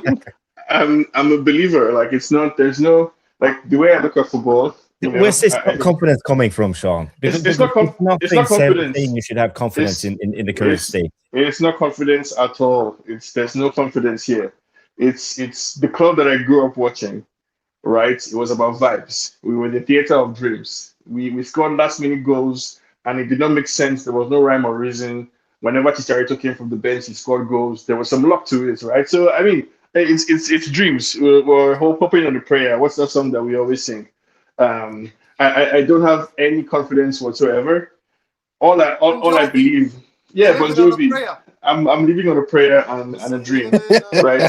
So there's no tactical mishmash, bish-bash that I think we can do. All I know is that once the whistle blows against City, I know that the fans at Old Trafford are going to be up for it.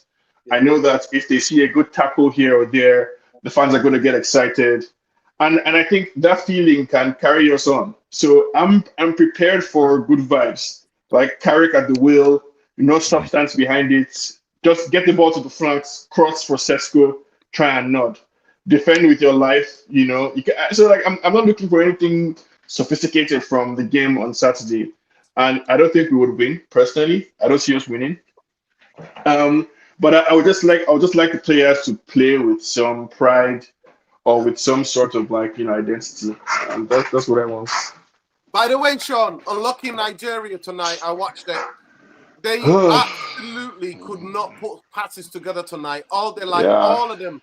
They couldn't pass the ball properly. Was it the pitch? I think it was the pitch. Nah, I mean, first and foremost, we're missing My friend Ndidi. was at the stadium. My friend was there. My friend who's Moroccan. He said the pitch is pretty bad. He sat at pitch side. He was texting me. Two reasons. He said two reasons why we lost. Bad. Number one, no Ndidi. Ndidi had missed this game. Yeah. The captain. So our midfield just couldn't connect in the way it was supposed to connect. Yeah. And then secondly, there was a conspiracy because the referee was terrible. Like the Ghanaian referee. I don't know what his problem is with Nigeria. And, to be fair, he looks like he was giving them a lot of free kicks. It was too bad. It was so obvious. Like the Moroccan player would foul a Nigerian, and then the Moroccan player would get a free kick in his favor. How? Like even the yellow card that this guy got, Bassi got. Yeah. He was on the receiving end of a foul. Game, by the way, Bassi was amazing. Yeah, I mean, so yeah, it's been a terrible week in general. You know, week or two for Nigerian fans that are also Man United fans. But at this point, honestly, I'm used to it. Right? It's going to be 4:30. Sean, would you say that United are the most supported club in Nigeria? No. Arsenal. It's probably no. I wouldn't say like it's. I would say it's evenly split between Chelsea, Man United, and Arsenal. Probably United a bit more. Not that many Liverpool fans in Nigeria. Not that many. It's also generational, right? So probably everybody within a certain age range is gonna be either Man U or Chelsea or Arsenal. Which is part of why Ineos and the Glazers they're fucking us up. Not just right now, they're fucking us up for the next 20 or 25 years. Because everyone who has grown up anyone who was born within the last 10 years and is growing up right now watching football, you're gonna grow up as a Man City fan. You're gonna grow up as a Chelsea fan, and then the rest of us who are carrying the United flag are going to get older and tired, right? Even more old and even more tired. And before you know it, we'll start telling our children of of Ronaldo. Remember that time 30 years ago? There used to be a guy called Wayne Rooney, and Ronaldo. And your kid is like, wow, like you say, oh, this Manchester United club, they're relegation now, but 20 years ago, we were a club. Yeah, it's fucked. Yeah. Listen, God. Well, Jarvis, I don't know what it's going to be like, the game, but for me, I don't see Manchester United getting anywhere near Europe. I think we will be just in the top half, maybe 10th or 11th. That's how I see us. Or if we collapse, if the players collapse like they did against Ranić, then we'll finish a lot lower. Yeah, that's our biggest fear, because we know they have the ability to collapse and give up. They have no spine, this group of players. They've shown it so many times, coming in 15th last season, losing the Europa League final, the Everton game, the Grimsby game, all of this. We know they have the ability to just totally give up, just surrender. But Noradin, I want to ask you a question, because there were some pictures out today, and we know today was Michael Carrick's first training session. day. Yeah. First, I don't know if you talked about it, but what do you think Michael Carrick said to the players today? Because today was the first time. Here we see Steve Holland with Martinez. We see Jonathan Woodgate on the pitch, and how do you actually come in as a coach, and what's the psychology behind this, and how can you actually turn this around? Well, the first thing what they're going to try to do is make the training fun, so players enjoy it. So they put in on Steve Holland. Apparently, is an incredible coach, and his sessions are very good. Like, he energizes the players. Apparently, that's what I've been reading about him a little bit today, and a lot of people are saying that. A lot of ex-players who basically he coached. A lot of other players, from Chelsea players, different players, different football clubs where he worked at. And so the first thing what they're saying is they got training today, training tomorrow, training on Thursday, last training on Friday. Friday is more about going through the game. You go through the game, the possible scenarios of the game. You walk the team through what City are going to do, how we have to do what we have to do. So the first thing I think for any of them to get into the mentality of is to make the training fun, make lots of laughing, lots of joking, loads of like really enjoyable drills, so that really competitive to bring the energy up. And if the training is fun and they bring the energy up, then players will listen, apparently, until they start losing. Then they don't believe in it. That's how it usually is, isn't it? You can enjoy the training becomes really enjoyable. Then you go into a game and then you try to implement what you were taught, how the game plan was. And if it doesn't work, then you have no faith in the team, usually. But in the next couple of days, it could be that I'm hoping and praying for, like Sean, for that bounce, for that mental, energetic. Yeah, bounce. but you know what we have to do, and I know that's the most boring thing in football. You have to drill defensive movements, and this is the thing. He needs to fix the defense. We can't concede goal after goal. But Jarvis, in modern football, it's not just a defense. When we lose the ball, the 10 outfield players, all of them have to become defenders. In modern football, people, soon as you lose the ball, every player on that pitch, from the striker to the wingers to everybody has to activate. They all have to have a plan of what to do. How difficult are they going to make it for the team to play through them? And that's what it's going to be. So I think today is fun training today. They're not going to do that. Tomorrow is where the preparation starts for City. Tomorrow is where they plan how we're going to defend, how we're going to play. Kadim, do you think that's what's going to happen? I agree. I agree. Because Carrick's got to come in and he's got to make people feel good again, innit? He's got to get a good atmosphere in the environment that the players are in. And he's kind of got to boost the morale as a leader. I think that's one of the first thing he has to do. I mean, whether he's able to do that with his team is another question. But you'd like to think that, you know, he can bring some form of optimism between the team and camaraderie, and just get everyone willing to fight, man. Because at the end of the day, that's the only thing the fans want to see. We just want to see our team fighting, and fighting for the badge, and kind of fighting to just give a good representation of themselves, let alone anyone else. So yeah, we'll see. We'll very much see. I mean, I don't entirely agree with both of you. And the reason why is that it doesn't seem like to me Amorim really had a problem with the dressing room, right? So it's if there are bad vibes in the dressing room, they are bad vibes because the players, like the fans, have no idea what direction the club is going.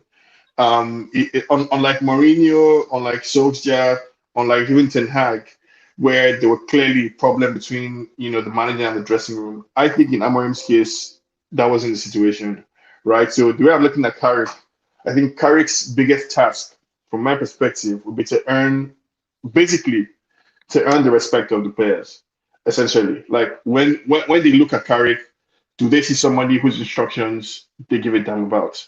That's what it's going to come down to. And I don't think the test, honestly, would be in training. I think the real test of Carrick and the future he would have would be how does he, first of all, and these are all soft skills, right? But how does he look on the sidelines? I thought first I looked scared. I can see it in Fetcher's eyes. I thought he looked scared. Simon Jordan said something famously about Ten Hag, that Ten Hag looks like his suit is too big for him. I think for me, Carrick, how does he look on the touchline? Does he look like somebody who is where he's supposed to be? Does he look like somebody who is hiding in the shadow of everything around him? And how does he manage the game? If the game is going against us, what kind of subs do you make? Because I think he has to earn the respect of the team, basically, is what I think his biggest task is. And I don't think that can happen in training. I think that's something that can only happen on that day against Man City and then afterward. Because it's not going to be, I don't see Carrick being able to implement anything really tactical here, like any kind of style and play, pressing, or anything like that. I think Carrick's skill or challenge is going to be to get the players feeling motivated and feeling good and being able to express themselves, right? So he wants you to be creative. He wants you to work hard for each other. And he wants you to have integrity, basically. So fight and keep fighting.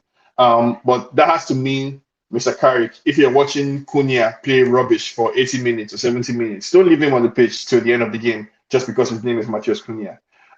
Sub him off, bring somebody else on. Same thing goes for Bruno. Same thing goes for anybody else. So Carrick, I think his biggest task is earning the respect of this team, because I'm sure they're looking at him and probably thinking, who the fuck is this guy? They brought him here for a job for the boys. He's gonna be gone in 6 months anyway. Where was he before this? He was in Middlesbrough, or what was he doing? So yeah, and the fans too, right? I think the fans are going to be really trying to watch what kind of decisions does he make. So Carrick has to earn people's respect. That I think is his main task. I think you're right, Sean. But if it was me, I would not try to reinvent the place. I wouldn't come in there and try to fix everything. I would just try to get on board with the players, as you say, and try to get the feel-good vibe. But I wouldn't let them off the hook. We would have to drill defensive shape without the ball. Trying to figure out the distances between the defense and the midfield, and specific roles. What type of roles you need, because when you play with one number 6, one number 8, who will stay, who will go, how do you actually do this? So and also you have to tell the players about the formation, how you want to set up, what's the game plan against City. You have to start working on the City game right away. There's no rest, because it takes at least 3 to 4 days to get prepared for a game. And you have to tell the players, you have to give them homework, give them videos to look at. And, for me, I would go directly try to force City wide all the time and protect all the central zones at all costs. And I don't know if you have time to do set pieces and stuff like that. Maybe they will just do a little bit on Friday, but mostly it's about trying to motivate the players and make it as simple as possible, because there will be a lot of information needed now in the first 4 days to give them. But he needs to keep it counterintuitively, simple. my counterintuitive idea about this Man City game is that the worst thing Carrick can do is come defensive. I think if he takes a defensive approach to the game, very quickly, a lack of confidence is going to spread to the fans. Like, what if we're in a position where we're defending, we're under pressure from City all the time? I think that's going to quickly spread, fear around the fan base. I think even within the players, the best thing Carrick can do is say, I'm here to do the Man United way. We're going 4-4-2, and we're going to attack. So, like I said, even if we lose, let's lose because Erling Haaland is such a beast, or because Semenyo is so wonderful on the ball. But don't lose because you surrendered the initiative to Man City, and we spent the entire game in our half chasing shadows, and we lost, and it was a terrible game. I think that would be really bad for Carrick to do. He has to set us up in a very positive way and maintain that positivity. I think throughout the game. The positive feeling has to be on the pitch as well, not just in words. So We you have wouldn't fear getting slapped because that's most likely the outcome then. no. I don't think we'll get slapped. I think if we attack City and if we attack them consistently, chances are they will win. But United fans, like, remember the game against Aston Villa, for example, under Amorim, where we lost, but even Nuruddin came and said that was the best game from that we've seen from Amorim. So I don't mind a game like that. I don't mind a game where we lose, but we played very well and we were unlucky. I'm fine with that. But if we lose after spending the entire game in our own half with 70% possession for City and 30% for us, and I think there's a way we can lose that can be very demoralizing. And I don't want the loss to feel that way. I want the loss to feel, okay, we lost, but it was a good performance. Okay. It's gonna be, to me, we've been conceding a lot of goals. Go ahead, Kadeem. You're gonna say something, bro. I was just gonna. I agree with Sean there. To be honest with you, in regards to, I just want to see a fight. In regards to spirit from the No, we have to. We players, have to make it a fight. and we need to definitely approach the game with a more attacking mentality rather than sitting back. I really do feel like your idea of having Bruno as the false nine and then Buemo and Ahmad on either side, I think really that would put fear in quite a lot of teams, in regards to the Premier League. And if we were to kind of start the game on the front foot, I feel like having Casemiro and Lozano in the midfield, as well as Lisandro, sorry, in the midfield, I feel like that would bring a lot more composure as well and keeping us compact.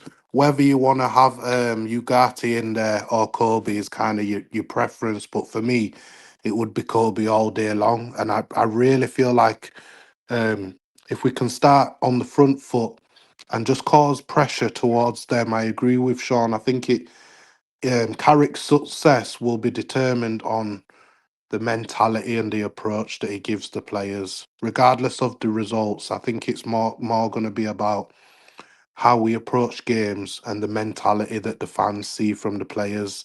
If we see fight, we're more than happy to accept losses when we see fights. It's football. At the end of the day, the best team always, or nearly always, wins. But for me, if we can just go out there and at least give it fight and give a good representation of ourselves as a team, that's all we can really ask for. So yeah, I definitely agree with Sean on that one. Yeah. Listen, I think we need to fight. We need to make this game into a scrap. But I totally disagree with Sean that there's got to be tactics. We have to defend better. And we have to be wary of the way City play with the three roaming number 10. How can we use that against them? How can we get the ball beyond them? How can we stop the supply to the three roaming 10s? And Dogu, to me, the idea that Dogu is going to come up against, I'm talking about City Dogu, coming up against Diego Dalot makes me cry. Who are you playing in defence, Nuruddin? What's your defence for the game? I think he's definitely going to play Dogu, our Dogu. Yeah. He's going to play. But I don't want to play Diego Dalot. But I'm thinking, who else can we play there as a right back? It has to be Dalot. For me, it's Dalot, Maguire, Martinez, and Luke Shaw. Dorgu doesn't start for me. Dorgu's an option off the bench. Luke Shaw can't go up and down the way Carrick wants to play. He can't go up and down. He can't. The reason why I like Luke Shaw because I think we need somebody who has his eyes open, right, and can pass the ball basically. He's physically not there, Sean. He can't run. He fouls, gets a yellow card. No, but liability. Dorgu is a non-entity in either way. Like Dorgu doesn't really have anything to offer us. Like he's on the ball, without the ball. The speed that we see from Dorgu is an illusion, as far as I'm concerned, because he doesn't produce any actionable results on the pitch. So for me, it's Luke Shaw. If we're playing well, right, the way the formation would look like, Luke Shaw will spend most of his time high up on the left in the opposing half because Martinez is going to be effectively on the left back. There will be a midfielder who has dropped down in between two centre backs, and then there'll be Maguire next to him. So I expect to see on the ball Casemiro with Martinez next to him on the left, Maguire next to him on the right, and then Dalot and Luke Shaw high up front, basically pinning City back. I think for me, the real curiosity is what happens with Mbeumo and Ahmad. I'm very curious to see what Carrick does there with those two. I'm sorry, but Delors cannot play. Delors cannot play. His previous last 5 games have been absolutely shocking. There has to be consequences for poor performances. There's no way on God's earth he starts that game. I'm sorry. I'm not gonna lie to you. Guess who I would play? Guess who I would play? Kadeem, Jarvis, and Sean. I'll play Fredrickson as the right back tomorrow. On Saturday. I swear to God. I'd play Heaven. No, I'd play Heaven. No, I'm talking about somebody who's right-footed to play as a right back. Is Heaven not right-footed? No, he's left-footed. I would play Fredrickson. Honestly, I'm not gonna lie to you guys. Yeah. I would rather take a chance with Fredrickson than play Diego Dalot. I would I'm want with him you. anywhere near the team. Yeah, I agree. He plays against us. 100%. He plays against us. What about a player like Malaysia? He scored for the under-21s the other day. He played quite well. Now who's a funny guy? Jarvis. Yeah, I'm just putting it out there because a new coach comes in. Yeah, I'd rather have Malaysia than Diego Dalot. I know he didn't play under Amorim because he is not a wing back, but now we're playing with the proper fullback. Yeah. He can do the role. He played brilliant as a fullback a lot of games under Ten Hag. So what would you play him, right or left, Jarvis? I think he can play both sides. No, left. Play him left and then what? Play Dorgu on the right? Diego Dalot would not be anywhere near this team on Saturday. Yeah, I think just don't prepare yourself for heartbreak. There's no way Dalot isn't starting. I think. How much you want to bet he's going to cost us goals if he plays? Like he costs us goals in every game. It's possible. It's very possible. I wouldn't doubt that. I don't think Dalot is playing because he's the best among the rest. I think Dalot is playing because he's scamming his way. He has scammed his way into a leadership position. I think because of the length of time he has spent at the club and because of his demeanor, I think within the dressing room, other players respect him. And he's very fit. Like he's always available. He's hardly ever injured. He can play 90 minutes for long periods of time for several games in a row. And so managers often end up relying on him because when they look around, who can I count on weekly to be available for me to play? It's you, Dalot. It's so At the moment, Lenny Yoro is short on confidence, but I would have played Lenny Yoro as the right back. But he's short on confidence. He's short on confidence at the moment, and I wouldn't trust him against Dorgu. Dorgu. No. I actually, okay. I'm willing to bet that Dalot's going to have a good game. I'm actually, because Dalot does. The problem with Dalot. How much money? The problem with Dalot is that when you need him, right? Like when you need Dalot to do something, when you need him to step up, he's never going to be there. But in a game like tomorrow, where it's going to be a scrap, Saturday's game, yeah. Saturday, sorry, where it's going to be a scrap, I think Dalot's going to turn up and have a decent 6.5, 7 over 10 game. But yeah, I think the real question is what happens in midfield? Do we stick with Casemiro? Do we move Martinez into midfield? This is what we picked. This is what we picked, Sean. We heard in the rumor that Martinez might be in the 6 with Kobe and Casemiro on the other side of him, And then the front three would be Bruno false 9, Ahmad on the right, more central but right, and Mbeumo on the left. So Bruno off the false 9 with two guys with pace either side of him, and then play 3 in midfield. Martinez, I would play Martinez. I would play Martinez, and then I would play. And at the back, I would play Fredrickson right back. This is my team. Lemon's in it. Fredrickson right back. I would play Euro. I would try to give him some confidence. Play Euro with Heaven, 2 youngsters, 3 youngsters at the back, and I will play Malacia as the left back. That's what I would play. So I'll play Lenny Euro, Heaven, Malacia, Fredrickson, Luke Shaw, get on the bench. Maguire, no chance. I will play that team. I will start with that team and go for it. Because in that team, you've got pace. At the back, you've got pace. You've got enthusiasm. You've got that youth kind of vibe about them where they could be 5-0 in first half an hour or it could be 1-0 to United. Yeah, you want to assemble a bunch of people that have never played together. That would be a disaster. Would. Honestly, I would. That's what I would do. I would be like, right, we play a mid-block. We go at people's faces. We make it into a fight. And I promise you, the Old Trafford crowd will be up there if they were to see Fredrickson, Heaven, and Euro. I wouldn't mind Maguire and Heaven in Maguire defense. can't play in the 2. He's struggling in the 2 centre halves. And with him, we have to play a low block then. I mean, you're gonna make me have a brain because I like this is gonna trigger my Amorim out, issue. Because I can't believe we're back here again talking about defenders that need protection if they're going to play in it too. Yeah, right? That's Maguire.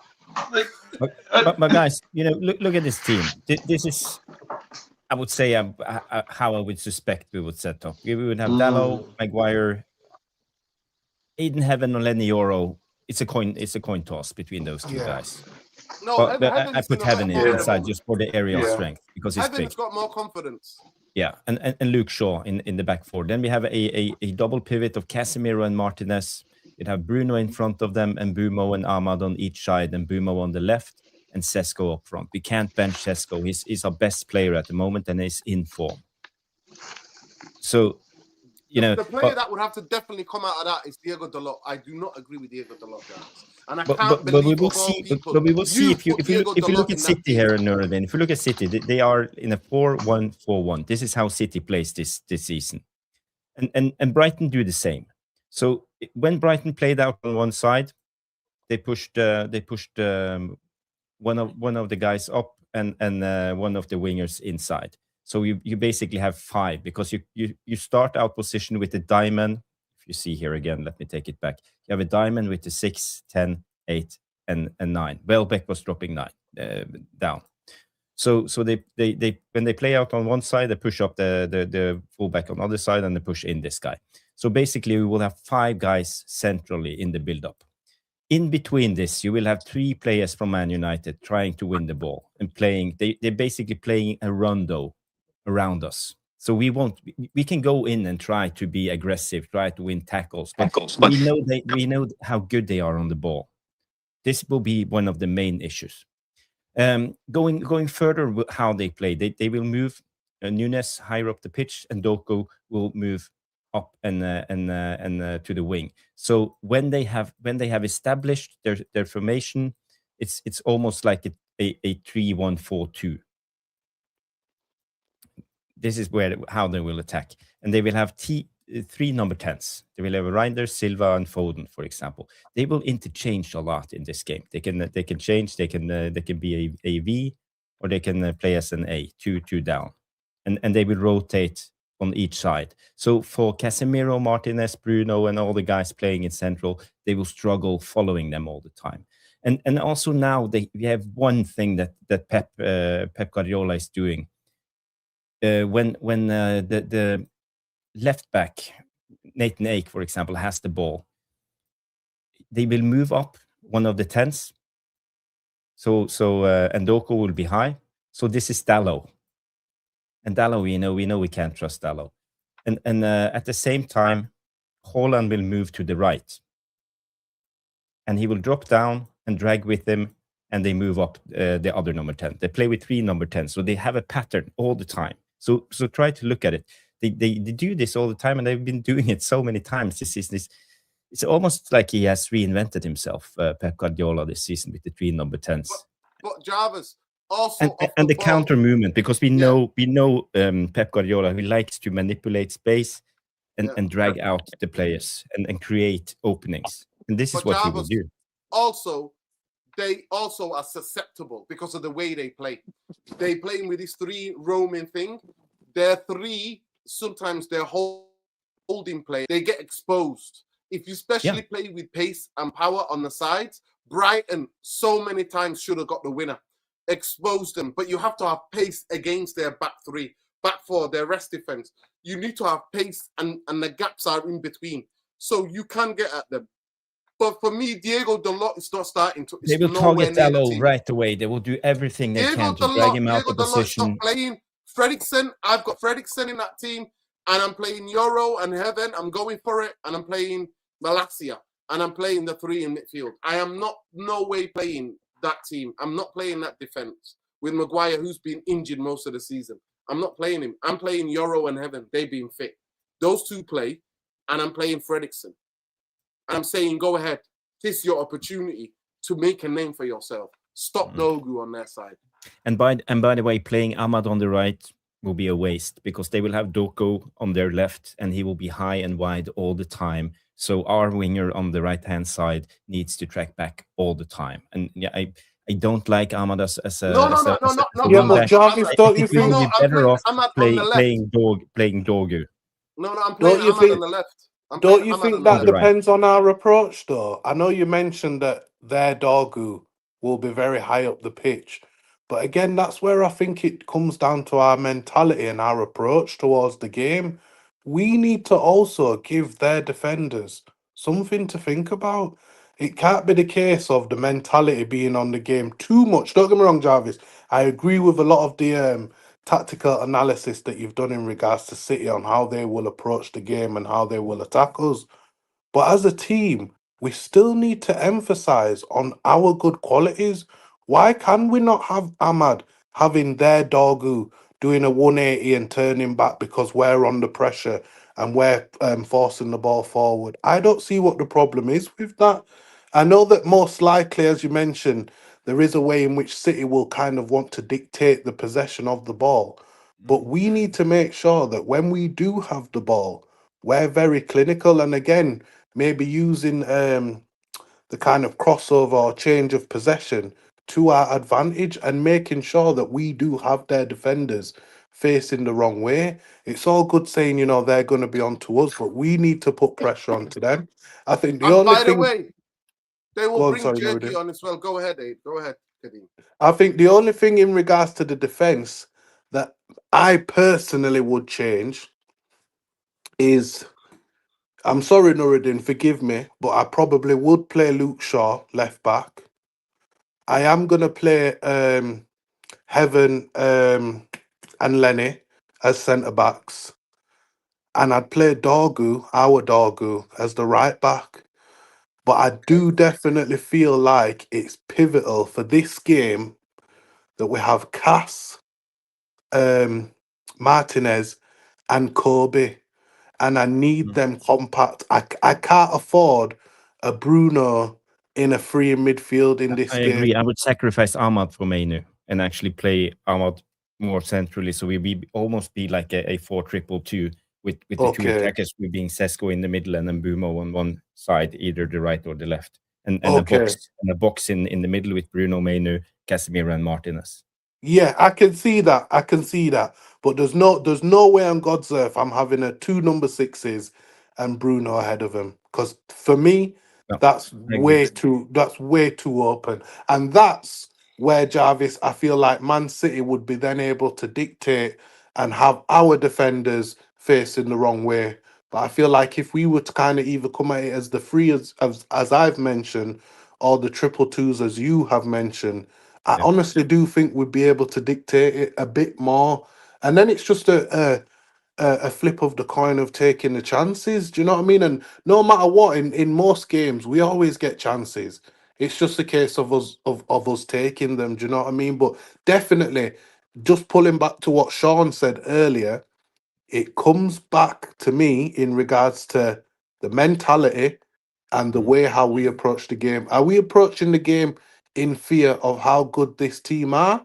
Or are we approaching the game in regards to wanting to implement our skills and showing them how good we are? That's the basis of the game for me. I agree, but I think a lot of people misunderstood my point of view when I said we have to drill defensive and stuff like this, because It's the truth, though, I because don't know we if can see no remember goals. when we played the FA Cup final against Manchester City. I think it was the 4 last games before that.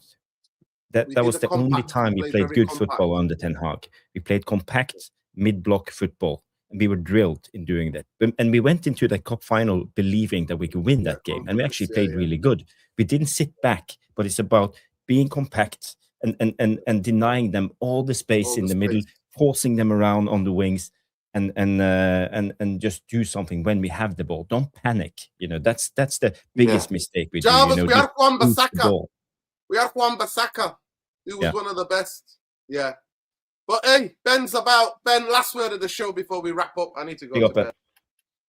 Yeah, big up, man. Apologies, I'm wee bit late. Just decided to come on for a few minutes. Where have I've you got a been? wee Where bit of are you, Ben? Where are no, you?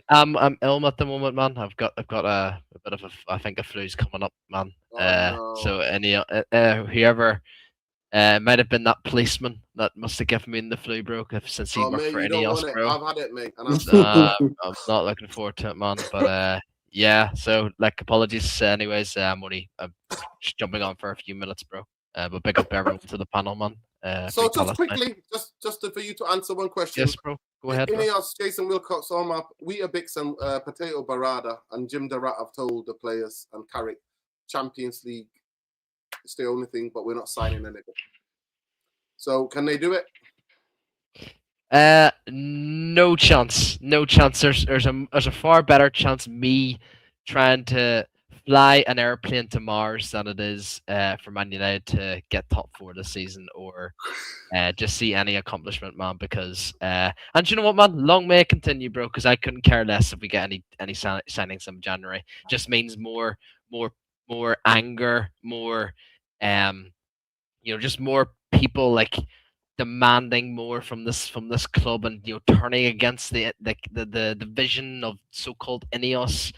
And like I said, people, I'm all for it, man. Like, long may it continue, bro. Long may it continue. Yes, I always hate seeing like Man United lose, Man United do bad, bro. But I've accepted who we are. We are shambles. We are a disaster club. We are the banter club now, and Man United has been gaslighted.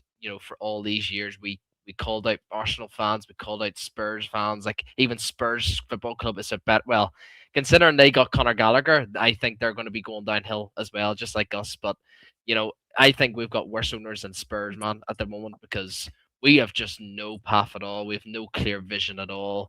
The fact that Southgate's going to be happening, in the summer, it's just it can't get, like, people say it can't get worse. It's gonna get worse, and like, I'm all for it, man. I'm just all for it, bro, because I just want these vultures gone, man. It's nothing to do with players. Players can come in, outgoings can happen. Like, I seen the comment. I don't know whether it was tonight there, nerd. Can you or Jarvis or anyone in the chat? Apparently, Sir Jim Ratcliffe is like praising Marcus Rashford for fucking saying, "Oh, he's our player. He's won a trophy or some shit with Barca. That's technically our trophy." Like, oh my word, bro! This is a broke millionaire, by the way, speaking this. Get out of my club, man. Honestly, I fucking despise him, bro. He's done enough. He's done more interviews than fucking us winning bloody Premier League titles, mate. And we've won 20, and he's done more than 20 interviews. Like, honestly, give it a rest, bro. Give it a rest. And all I can really say is just long may it continue, bro. With the pain, the anger, more. Like, I just want more fans to be with me and you, nerd, and Jarvis, like yourself, Bombay, Kadeem, everyone in the chat, bro. I mean, there's a few people who are still supporting and have faith in Ineos, but you know what, man? Yeah, no, because I just want to point out, it's not about faith, but why would you wish more pain and suffering. No, bro, on- because Sean, do you know why? It's not because I blame the owners. It's just I blame us because, like, I don't think there's any club in sports history, not only football, in sports history that can keep owners for 20 years, Sean. This is not 1 decade. This is 2 decades of our lives of just constant fraud, just constant, like, just honestly, vile criminals, like human beings. They're disgusting human beings, by the way. Just like getting that money, like, just coming into Wembley. The only time they only show up is Wembley, like when we're in the final or something. Like, they're just a disgrace of a fucking family. And that guy, that broke billionaire, he's only here for the fucking stadium, man. And I think the only way we're just gonna see something, and people can say relegation, Nerd. I know you're gonna say relegation is gonna get rid of them, but Nerd, I'm so sorry, bro. As much as I would dream to have us relegated, that's never gonna happen, Nerd. And I know you're gonna say I disagree, but bro, the only way we get rid of these vultures is one. More constant, more defeats, meaning more fans will turn on the Neos, and two, like I said, more planned protests. Like I said, it's not good enough from the 1958 to have a protest at Fulham. By the way, we should be having it this weekend at the Derby. By the way, a massive game this weekend. And they're all going to be in the stadium's going to be packed as a Derby, bro. But it would actually set a statement that we're all outside of the stadium at a Derby. Yes, City fans are going to take the piss out of us. That's just life. But it'd just be more of a statement doing it at a Derby than it is with Fulham. Like, who the fuck are Fulham? Who the fuck are Fulham? Like, honestly, like, why are we doing it at Fulham? Like, I that's why I want to ask the question to the 1958. Why are we doing it at Fulham? Like, honestly, give it a rest. And the I don't fact want they're still to asking lose to play games as well. Like, it just doesn't make any sense. But I will be I there. don't I want to will be lose there at games, protest. Ben. Yeah, I'm waking up 4:30 a.m. on Saturday to watch this game, Sorry, and I don't want to lose. Like, I don't wish for losses. I don't want us to lose. Well, I'm perfectly fine with us earning what we don't deserve. yeah. I'm okay with us being lucky and winning against the run of play. I don't think we need to deserve everything that Look, we earn in football. We can have I to just be able. Yeah, sure, go ahead. Yeah, can I just come in? Like, I know I agree. Like, see, like all these years, man. Like, I always want Man United to win, like 100%. But I just think, like Andy Tate. I remember Andy Tate was on this channel towards the end of last season. He says winning that Europa League would have papered over the fucking cracks. Winning games, yes, it helps us in the table, but it papers over the cracks because we're happy. We're gonna be happy again. Like, they're trying to wreck our heads. They're trying to destroy our brains into thinking that they're not the issue. They're trying to think that, oh, Carrick's at the wheel. Carrick's this, Carrick's that. Bruno's playing unbelievable. Mason Mount's playing class. They're just trying to, like, fuck our brains up completely, man, and just forgetting completely about them. This So is why. there's two sides. There's two sides to the argument now. Let's have it back and forth. There's two sides to the argument. I agree with you to an extent that sometimes papering over the cracks hides some things. But other times, if you're looking for a solution, there's somebody who will come to you with a professor answer and says you have to start from A and you have to do A, B, and C all the way to Z before you can achieve the solution. And somebody else says, I can get you to Z through a faster route and a less complicated route. And I'm okay with that. I'm okay with us papering over the cracks, right? Insofar as it gets us good football and we put ourselves in a position to be lucky. So if we had won that Europa League, would have been Champions League. If we find our way through Champions League group stage by hook or by crook or by luck, can anybody tell Chelsea that they don't have a Champions League trophy? The one that they won under, what's his name? Is it Leauge Boas? Their other Amorim that they had that year. Di Matteo, sorry. Roberto Di Matteo. Can anybody go and take Chelsea's Champions League back for them because they didn't play well in the league or because they were lucky? No. Football is also about luck. It's also about putting yourself in a position to get results. So if we paper over the cracks and we find ourselves in top four, or we paper over the cracks and we find ourselves in a good position, that's okay too now, no? But it just means so, Sean. Like, if we're getting Champions League, it just means more money for them. It means more money for Sir Jim, more money for the Glazers. Like, obviously, they get a lot of money when we qualify for Champions League, when we win the FA Cup. You know, when we win all these trophies. Like, yes, we could celebrate. We're winning trophies. We're qualifying for the biggest stage of them all, Champions League. But at the same time, in my head, it still means money to them, and I fucking hate that, man. I really, really does drive me crazy. Yes, I think Carrick will do actually a solid job in terms of like solidifying like the team. Like everyone will have actually respect for Carrick because of who he was. But see his tactics, bro. Like Spurs have just signed Conor Gallagher. Mark my words. I've just told a Spurs fan who's one of my good mates. He's really pissed off that they signed Conor Gallagher for 45 million because it's Yeah, but because Ben, what if Carrick has the secret sauce? What if Carrick has no, the secret no. sauce to give us Federico Makeda against Aston Villa moments, right? Okay, Like guys, I have it to doesn't step have to in. be a science. Yeah, cool. I have to Go step ahead, in. bro. Yeah, go It's ahead, been man. an Go ahead. absolute pleasure. Big Yep, up, Ben. big up, Thank you man. for being Yeah, cheering us apologies. all up. Apologies again. No, I fucking cheering hate us this all up. billionaire. I hate this We, billionaire. yeah, we had a Hate bit him. of a tactical breakdown of what we think in the derby. Do you think we're Yeah. going to win the derby, Ben? I hope we get absolutely smashed by a 6-0, man. I just hope City just come and ruin our day, man, because I just need more. And I know it sounds awful, man. Like people think probably people will think that this guy doesn't want what's best for Man United. It's because I know where my club's at, and I hate being gaslighted, and I hate these billionaires that run my football club, man. It's You just sound like Amorim. no, I do, but You want at to least take two But they steps can't back to sack take you, though. four They steps can't sack forward. Ben. They can't sack Ben, mate. They can No, no, Ben's no. unsackable. Ben, I It's just, understand everything that you're saying, but it is what it is. But people, yeah, it's very been an big up, absolute man. pleasure. I want to big up everybody who Big up, commented, man. everybody who had the laugh with us. We had the United Strand guy on here before.